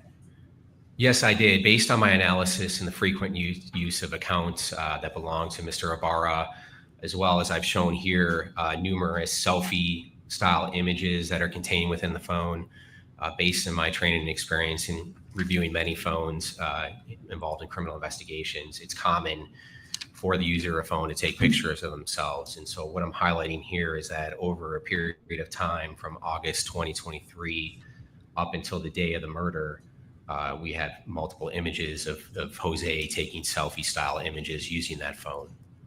And one of the images that's dated 2/18/24, do you see that image? Yes, I do. And what is Jose Ibarra wearing in that image? So he's wearing a black T-shirt with a very distinct white pattern, which appears to be consistent with the T-shirt that Mr. Ibarra was wearing underneath the navy blue jacket when we started it. So when we review the surveillance footage and we see him removing the navy blue jacket and stuffing it into the recycling bin in his apartment complex, he appears to be wearing that exact same shirt there. And also reviewing the surveillance footage captured that day in relation to the Rogers Road peeping Tom incident, you can see in the picture that's depicted on February 18th, 2024, he's wearing a gray style sling bag, which appears to be the bag that's worn in that surveillance footage. This is not a great image quality, I warn you, but the States 247, do you see that same image in States 247 that you see in your PowerPoint? Yes. And can you point to the court, and now that this time you're on the same, we move to admit States 247. No objection. 247 is admitted. And I'm just gonna publish that to the court so he could see it. That image that's in States 247, do you see that behind you? Yes, I do. It's in the bottom row. It's the second image from the left with the date February 18th, 2024 below it. And that was the date that it was captured on the phone. Thank you. Your screen slide number 7. Yeah, so this is, again, just showing user attribution to confirm that Jose was in fact using the phone. You can see that there's an image of his New York identification card, which presumably he would only have access to. It documents his name, Jose Antonio Ibarra, with his date of birth of January 5th, 1998. Also lists his address at the time in Jamaica, New York. And that particular image was obtained from his WhatsApp account on evidence item 1B7, and it was captured on September 9th, 2023, as highlighted there. I've then blown up the address that's located on the identification card. As you can see, it reads 16520 Archer Avenue, room 111, Jamaica, New York, 11433. And so when we take that address and we go back to the T-Mobile subscriber records, we see that that same address is listed on Jose's subscriber records provided by T-Mobile for the cell phone number assigned to 1B7. Do you have a time frame in which this cell phone number 1B7 was being used by Jose Ibarra? Yeah, I believe that it was being used from the time of activation, which would have been on August 10th, 2023, that particular cell phone number. We were able to verify, aside from it being assigned to the phone that belongs to him, we were able to verify that cell phone number through other methods too, that it was being used by Mr. Ibarra. And until what time? I'm sorry, can you? So you said beginning, my question to you is beginning in what time frame and ending in what time frame? Was he the user of 1B7? Ending at the date that it was seized from his apartment on February 23rd, 2024. Thank you. What is this that we're looking at here, which is now your slide 8? This is a screenshot of Mr. Ibarra's WhatsApp account that was taken from evidence item 1B7. It highlights his username, which is LR, and then two smiley face emojis with wearing sunglasses. But it shows that his WhatsApp account is assigned the same phone number as the actual device. It also, at the bottom, it showed that his profile name was Victor, which I mentioned earlier. He also goes by the name Victor. Next slide, which is 10. Yes, this is again WhatsApp captured from WhatsApp on 1B7 on September 13, 2023. And this is just documenting a photograph that was taken of a direct deposit form for Expectations MasterCard account. Important just to note that one, it's in his name, Jose Ibarra, with his address in Jamaica and New York. And it captures the routing and account number, which will be important in the next slide. What is WhatsApp, by the way? WhatsApp is a service that's commonly used by people. It doesn't necessarily have to run off of a cellular signal. You can use it as long as you have an internet connection. It's frequently used by individuals who maybe have relatives in other countries. It's a very easy method to communicate. So it's a common method of communication that we see. What are we looking at here in your next slide, which is 10? So this is a photograph on Jose's WhatsApp account that was recovered from his phone, where he appears to be editing his bank account. You can see in his name of Jose Antonio Ibarra, and the routing number and the account number match what was shown in the previous slide. Your slide 11.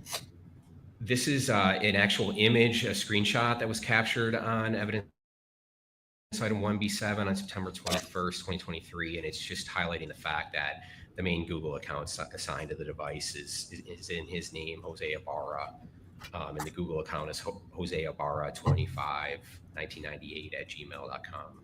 And you said the main Google account associated with this device. Are there other Google accounts associated with this device? Yes, there are. So first of all, how many different Google accounts can you have associated with any device? I don't know that there's a limit. I mean, you could have multiple on there. In the case of his phone, he did have, and I was able to tell through Google records that we received that 5 accounts were active on the day of the murder. That were. I think I have like. You can log in. I mean, you can go into your phone and log into Google and you can pull up multiple email accounts.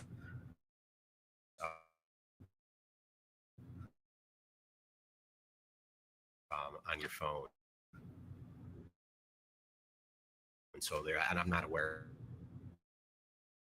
of there being a limit. There could be, but you could definitely have multiple. All right, stream.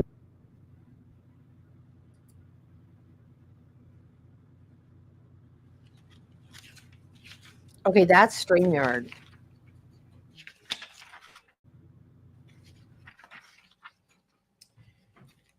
Just checked. It's not buffering. This particular 1B7 device, another Google account that was associated with Diego Ibarra. Yes, I did. Okay, what was that? If you remember the account name, if you do, if you don't, let me know. I do. If I could refer to my report, I could give it to you.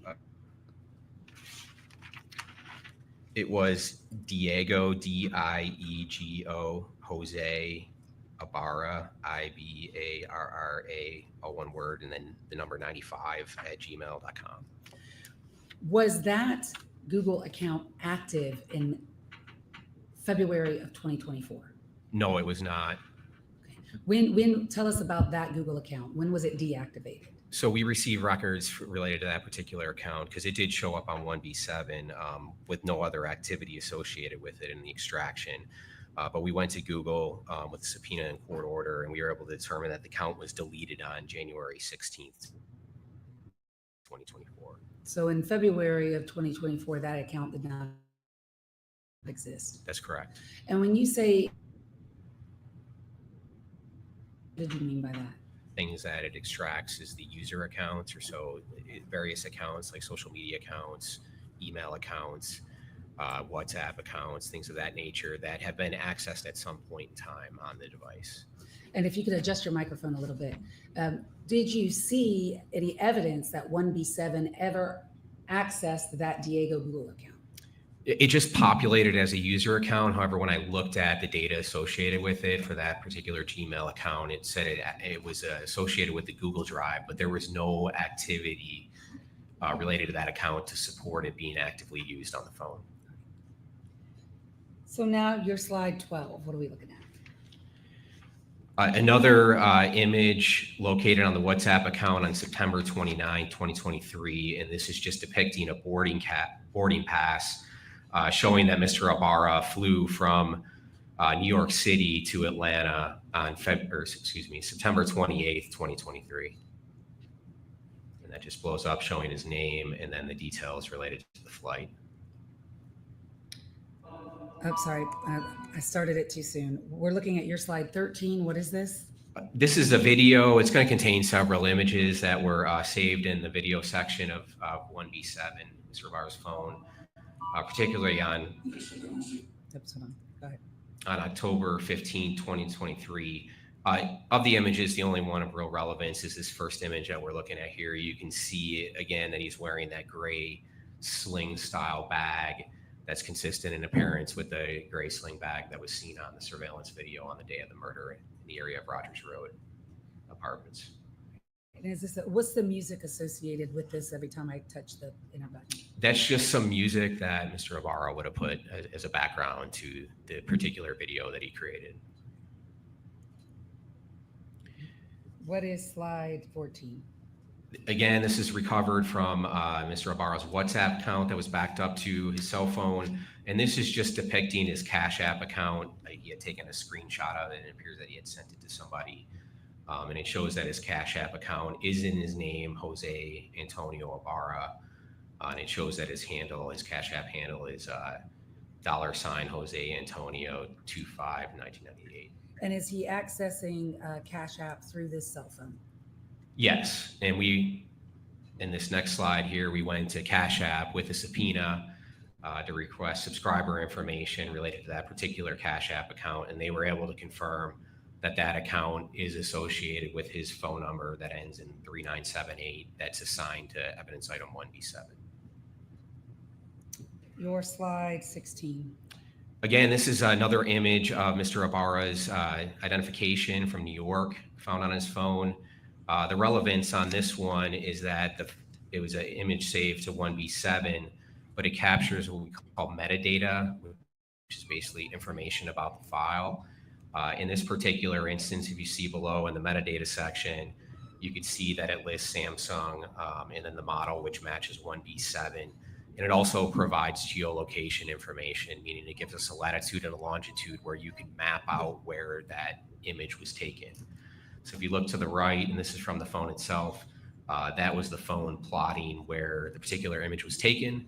And based on my knowledge of the area, it's in the area of his apartment on 2085 South Millage Avenue. Next slide 17.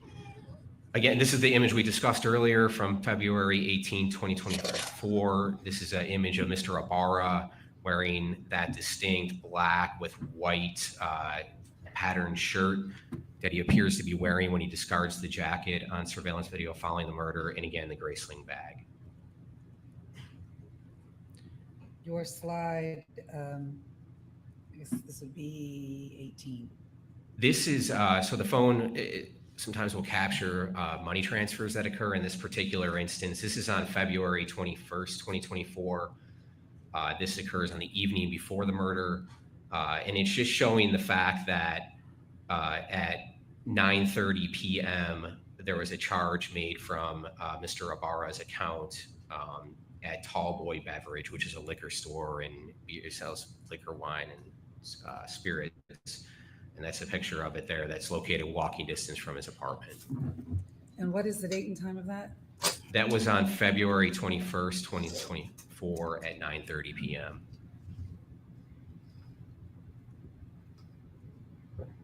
I'm moving on to your slide 19. Yeah, so now we're getting into information as it relates to the date of the murder on February 24th, 2024. Here in this slide, I'm depicting from his call log a missed call that was placed by Mr. Ibarra using his WhatsApp account to an account used by his brother, Diego Ibarra. And as you see below, it'll highlight in a second, you can see that Diego Ibarra's uses the WhatsApp screen name Gocho Hermano. Gocho was an alias that he used, Hermano translating to brother. So essentially Gocho, my brother Gocho. And when we recovered evidence item 1B11 and downloaded that, we were able to tell that that same WhatsApp account that ends in 965 was in fact being used by Diego on that phone. So then this would reflect, this slide would reflect Jose Ibarra calling through WhatsApp Diego Ibarra on the 22nd day of February 2024 at 2:31 in the morning? Yes, and the call was not answered. What is it that we are looking at the next slide, 21? Yes, so this is the phone documents in this instance when an image is uploaded from the phone to his Snapchat account. So this image here is showing that at 4:30 in the morning on February 22nd, 2024, this particular image to the left is uploaded to Jose's Snapchat account. It's particularly interesting to us because he's wearing the Adidas hat, which appears to be the same Adidas hat that is worn by the subject or worn by Mr. Ibarra when he discards the jacket in the dumpster. It also is him wearing that same t-shirt that he appears to be wearing under the navy blue jacket. Okay, I want to go back really quickly because the image that we just looked at on your slide 21, the hat looks blue, correct? Well, it does to me. My eyesight may be a little different. But you've seen this image in the returns that are in evidence, correct? Yes. What is the color of that Adidas hat? It's black. Okay, let me go back to the very first one.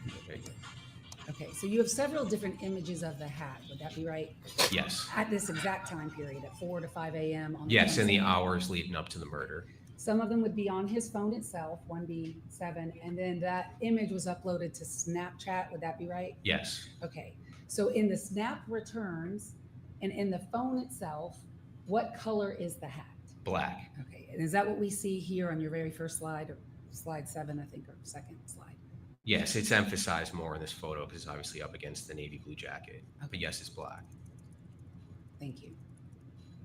And it's a better depicted, like right here, they're side by side on this slide, 222, 24, 222, 24. Do you see them side by side? I do, and that image to the left was taken at 4:30 in the morning, and then the image to the right was at 5:37 in the morning on the date of the incident. So these two images are separated by how much time? So from 4:30 to 5:30, a little bit over an hour. And in the return itself, the image that we see, just the shirt, not the jacket, the hat is what color? Black. Okay. Thank you.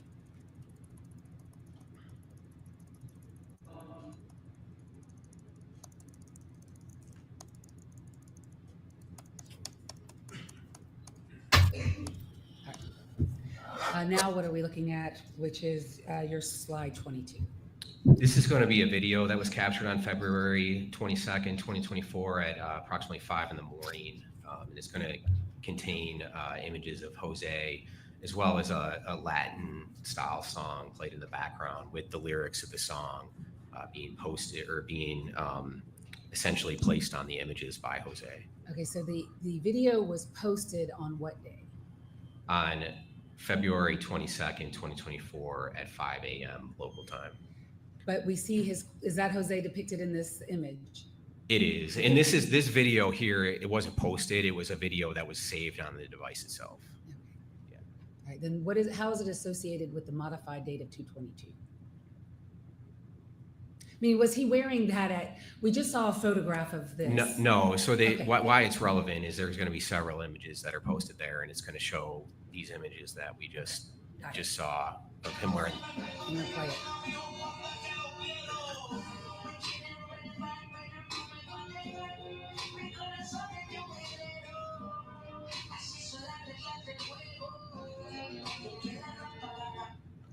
So what is it that we just viewed when we hit that video? I'm sorry, can you repeat that? What is it that we just saw? If you could just tell us for the record, because we played. Yes, that is a video that was created by Mr. Ibarra, and he has taken obviously that image and another image, and he's created a video, and he's placed words that are essentially the lyrics of the song over the video as it plays. And I'm sorry, so there we go. I'm gonna wait for it to play again.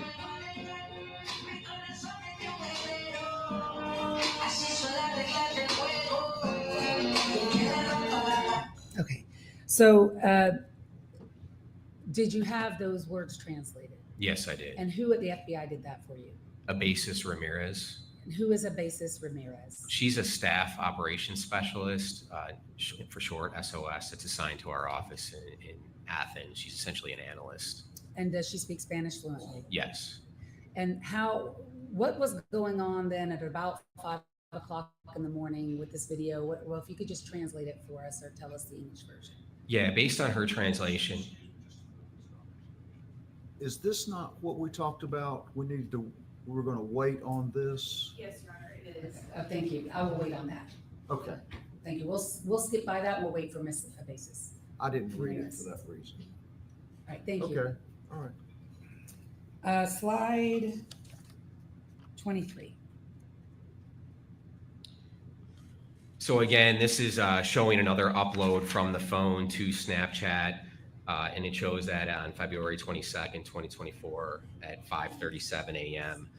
The image depicted to the left, which is Jose Ibarra wearing the black Adidas hat with the navy jacket with the hood pulled up. That image was uploaded to his Snapchat account.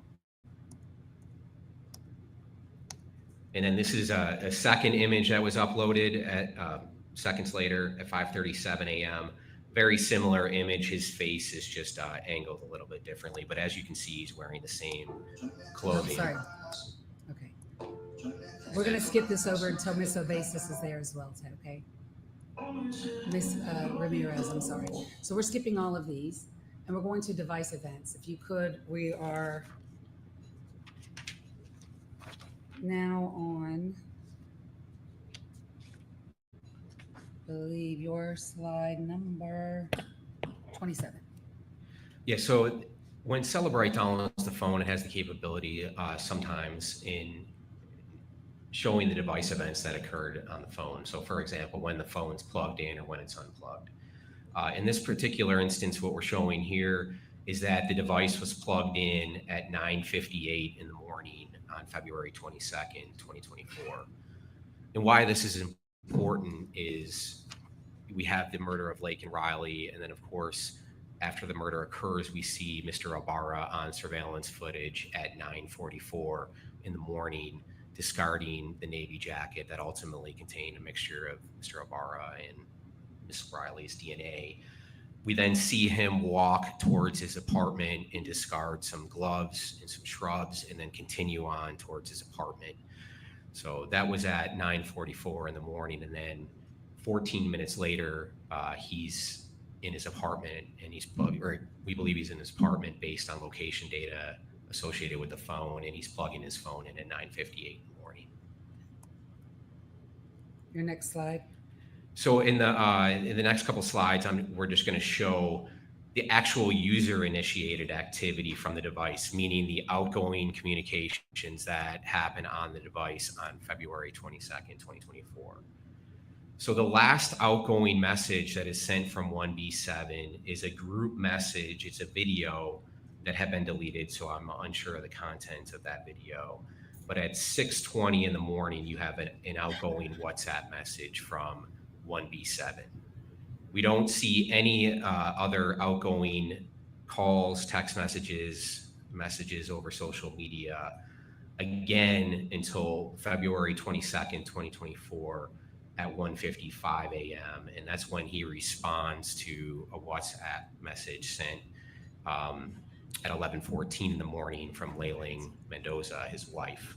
He responds to that message at 11:55 a.m. So essentially, we've got no outgoing communications on the date of the murder from 6:20 in the morning until 11:55 in the morning.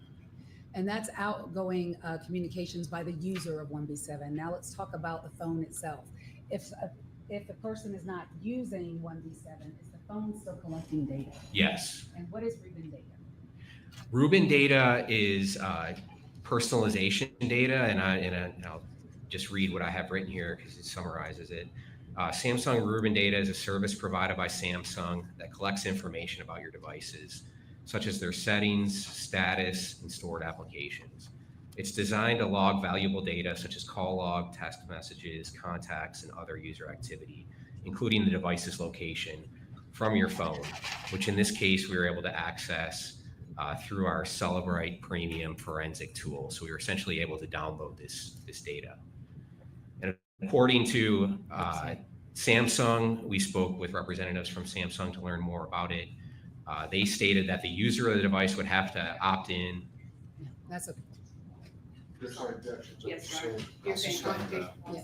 I'll cover that with our next witness who's an expert on this issue. Let's go to Snapchat.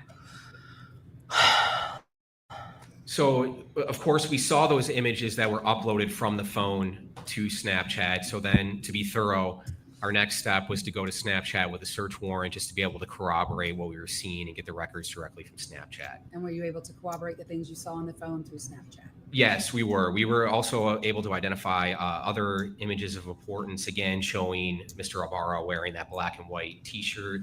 That was on February 17th in the sling bag. And then again, on February 17th, we see that image that we've already seen several times. Yep.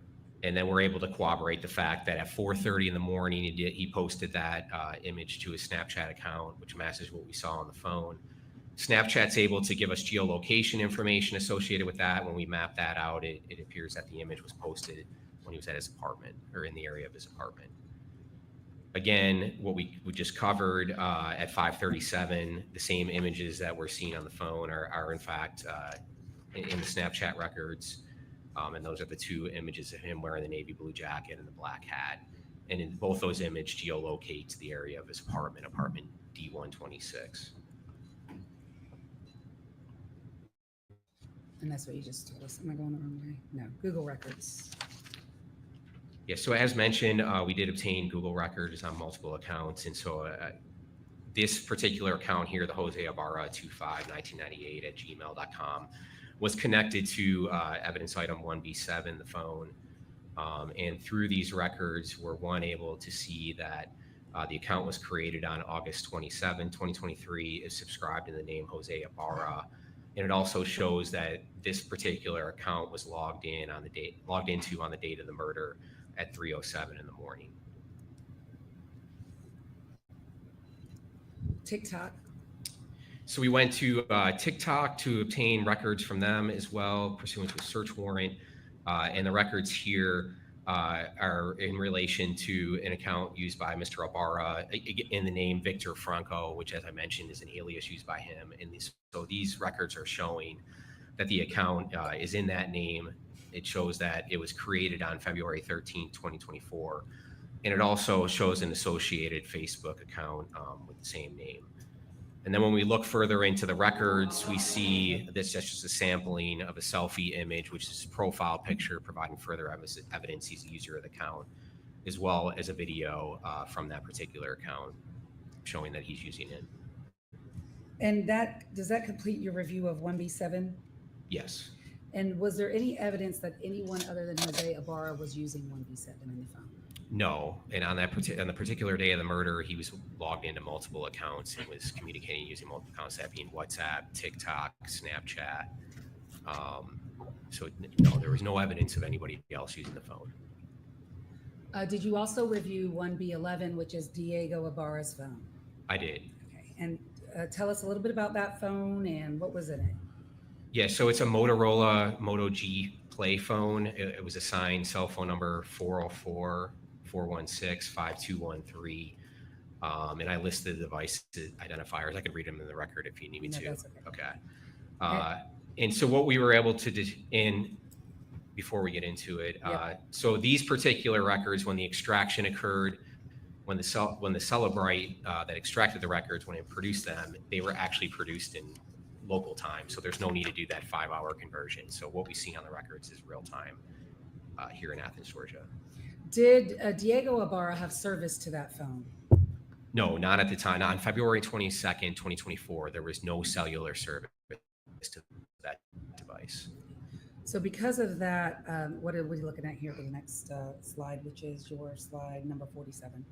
This is just showing the outgoing activity from that particular device. So as I mentioned, it did not have cell phone service, but he appeared to be using the internet on it, or he had an internet connection somehow. And so that shows that at 3:19 a.m. he sent an outgoing email was sent from that device to hello@poweredbypercent.com email address. There was no content associated with that email, but that is the last outgoing communication on the date of the murder. And then the next outgoing communication would be a WhatsApp message that was sent at 3:24 in the afternoon on February 22nd. So we have no outgoing communications on February 22nd between 3:19 in the morning and 3:24 p.m. in the afternoon. And is there any, go ahead. No, I'm sorry, go ahead. It's fine. I was gonna ask you, are you able to get any geolocation data off of 1B11? No, so this is a Motorola cell phone. It's a phone that you would typically buy at Walmart with a prepaid service. So it wasn't a very, what I would call advanced phone. A Samsung, like we saw Mr. Ibarra had, is a far better phone than a Motorola phone. So it did not collect the same amount of information that the Samsung phone collected as far as location information. What about cell phone records for that phone, 1B11? Yeah, so we went to Verizon with a search warrant in an effort to get location records associated with the number assigned to 1B11. We were able to get some records related to that particular phone number. However, we were able to see that it was not active on February 22nd. There was no service provided to the phone, and the last activity appeared to be between February 10th, 2024 and February 12th, 2024. So no activity after February 12th. No cellular activity? No cell phone activity, no IP activity. And we also went to Track Phone, because Track Phone is a prepaid service that uses Verizon's network. We went to them, and they essentially provided the same information. So there was just no service to that phone? Yes. May I have one moment, Your Honor? I'll pass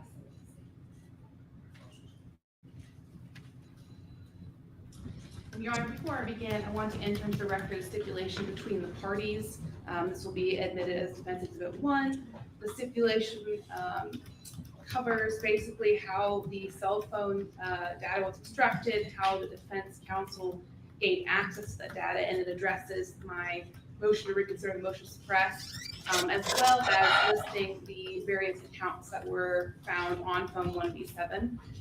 May I approach and... Sure.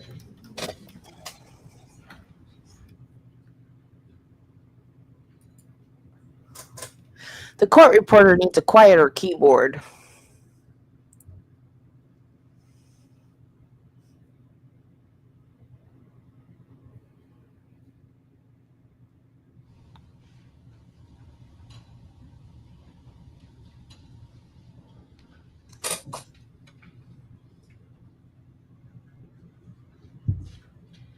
May I approach that? May I approach? Yeah.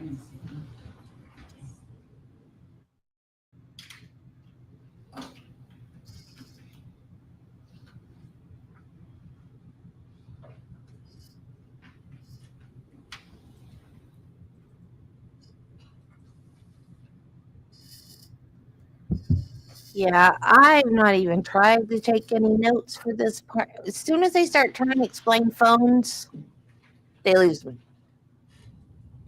I have never yet been able to follow anybody when they're talking about phone data. Stipulated by prosecution of the defense, B1 is admitted.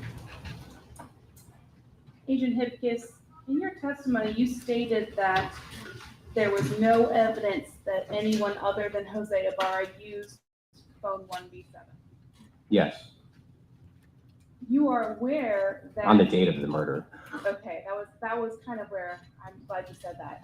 You are aware that there actually is evidence that other people used his phone on prior dates. There's no substantial evidence to indicate that anybody used his phone for any significant period of time, but as we highlighted, What just happened? on direct, there was, Diego did have an account associated, 2 accounts associated with that phone that had been accessed at an unknown time. However, in the period leading up to the murder, Jose Ibarra was using that phone. Following up on your substantial use, you're aware that the phone 1B7 was used to access the app Grindr, Yes, and you're aware that Grindr is an application, a way for people to communicate, and it's particular to the homosexual community. yes, And you are aware that Detective Norris and Raboud followed up on some of those contacts that were obtained from this phone, is that correct? yes. And you're aware that other people identified different users of that phone besides Jose Ibarra. Objections to characterization of that testimony. Hey, Draco. I can rephrase to make it clearer, Your Honor, but there is evidence that we're just trying to get on the record. When they said there's no substantial use or no substantial evidence of anyone else using the phone, it opened the door to this impeachment evidence. I would disagree that it's impeachment. I'm gonna object to the form of the question and maybe it can be broken down. Yes, Your Honor. I guess I'll start by saying, have you read the detective's report in this case, Detective Norris and Detective Raboud? No. Okay. Are you aware at all of their investigation? Yes, I've worked with them on this investigation, but obviously I'm more aware of what my personal involvement was. Sure. You're aware that Detective Norris and Raboud followed up on some of the contacts obtained from Grindr on 1B7? Yes, I am aware that they went out and interviewed people. I was not present for those interviews, so I'm not aware of what was said. Sure. You're also aware that some of those contacts from Grindr also texted through WhatsApp this phone number. Right, to Jose's WhatsApp. So essentially, several of those messages transitioned from Grindr to the WhatsApp account used by Jose. And you're aware that when asked who they were communicating with via the WhatsApp account, they identified someone other than Jose Ibarra. I'm not aware. I wasn't present for that interview, so I haven't read their reports. I'm not aware of what was said. Okay. Well, that's not good. Shouldn't you know that? On the list of Gmail accounts that you saw, I want to just kind of talk about a couple of them. One of them was mendo26@gmail.com. Yes. And you're aware that Jose's mother-in-law, her name was Mayling? Yes. And for the record, Mayling is spelled Mayling.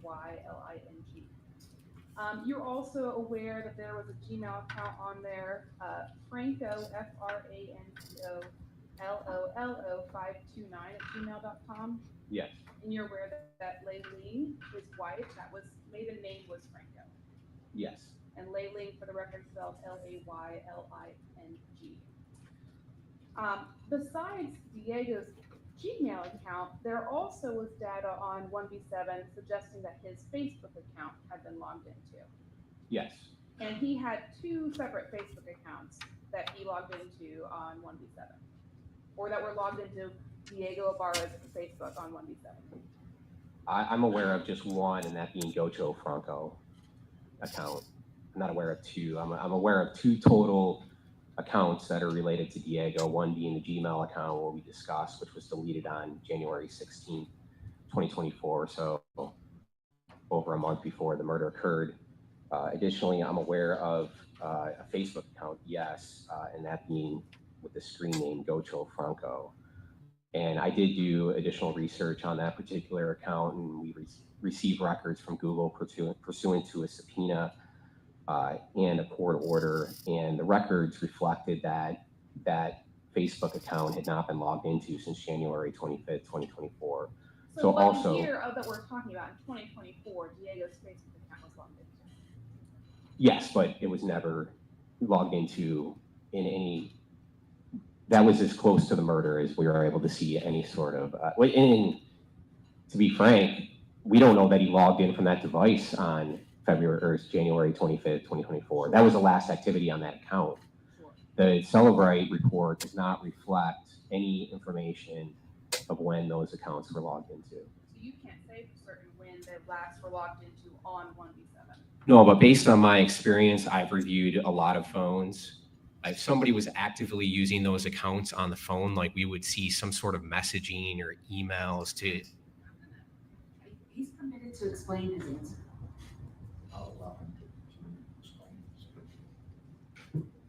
Normally, we would see additional information of those accounts being used if they were being used in relation to the murder. There was no evidence for that. It just, all that it showed was at some point in time that device would have accessed those accounts. And again, both those accounts, one was deleted on January 6th, the Gmail, or 16th, excuse me, the Gmail account, and then the Facebook account had not been logged into from any device since January 25th, 2024.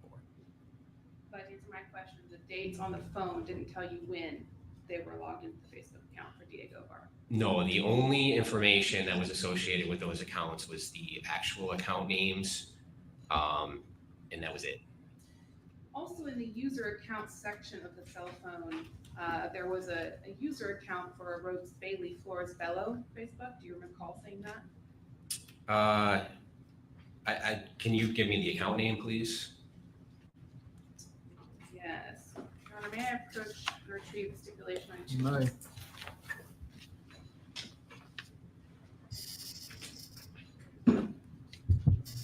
So basically, they all used the phone. What does any of this have to do with the murder, though?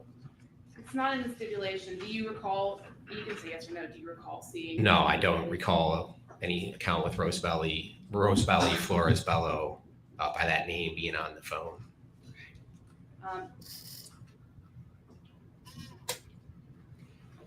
Your Honor, I'm going to request, consider taking a lunch break right now. I do need to print out the information that the agent is requesting to see. I don't have it printed, and I apologize.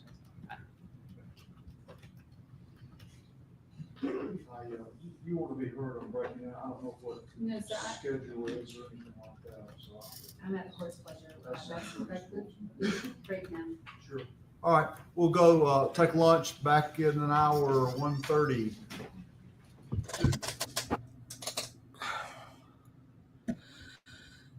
Okay, guys.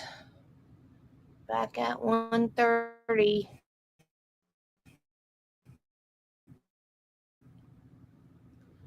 I will see you guys lunch. And hopefully, well, I did this on non-crime last time and they faked me out. That was so weird. And then I thought I deleted my little 3-minute faux pas or whatever, and I found out, no, I didn't delete it. And it got more, it got more actual views than the actual afternoon court.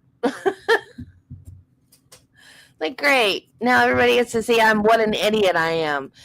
Because I had Law and Crime up so I could hear when they went back to court.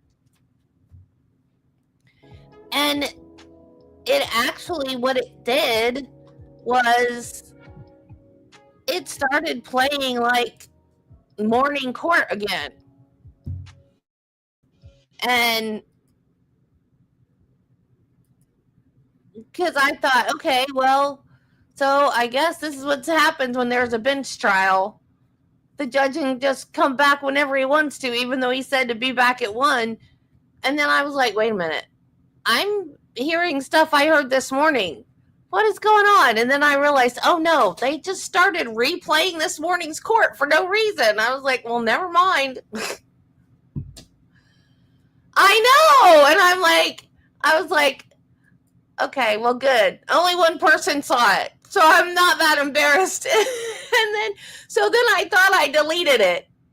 I was like, good, only just because. It's just me and just because. Nobody else saw. And then I thought I deleted it and it didn't delete. And then I was like, more people saw that than who actually watched the afternoon session. I was like, great. Oh, well. More watch hours for me, right? So, okay. So I'll see you guys back at 1:30. Have a good lunch. Bye. Yeah, you woke up just in time for lunch, Draco. So, but come back afterwards. Bye.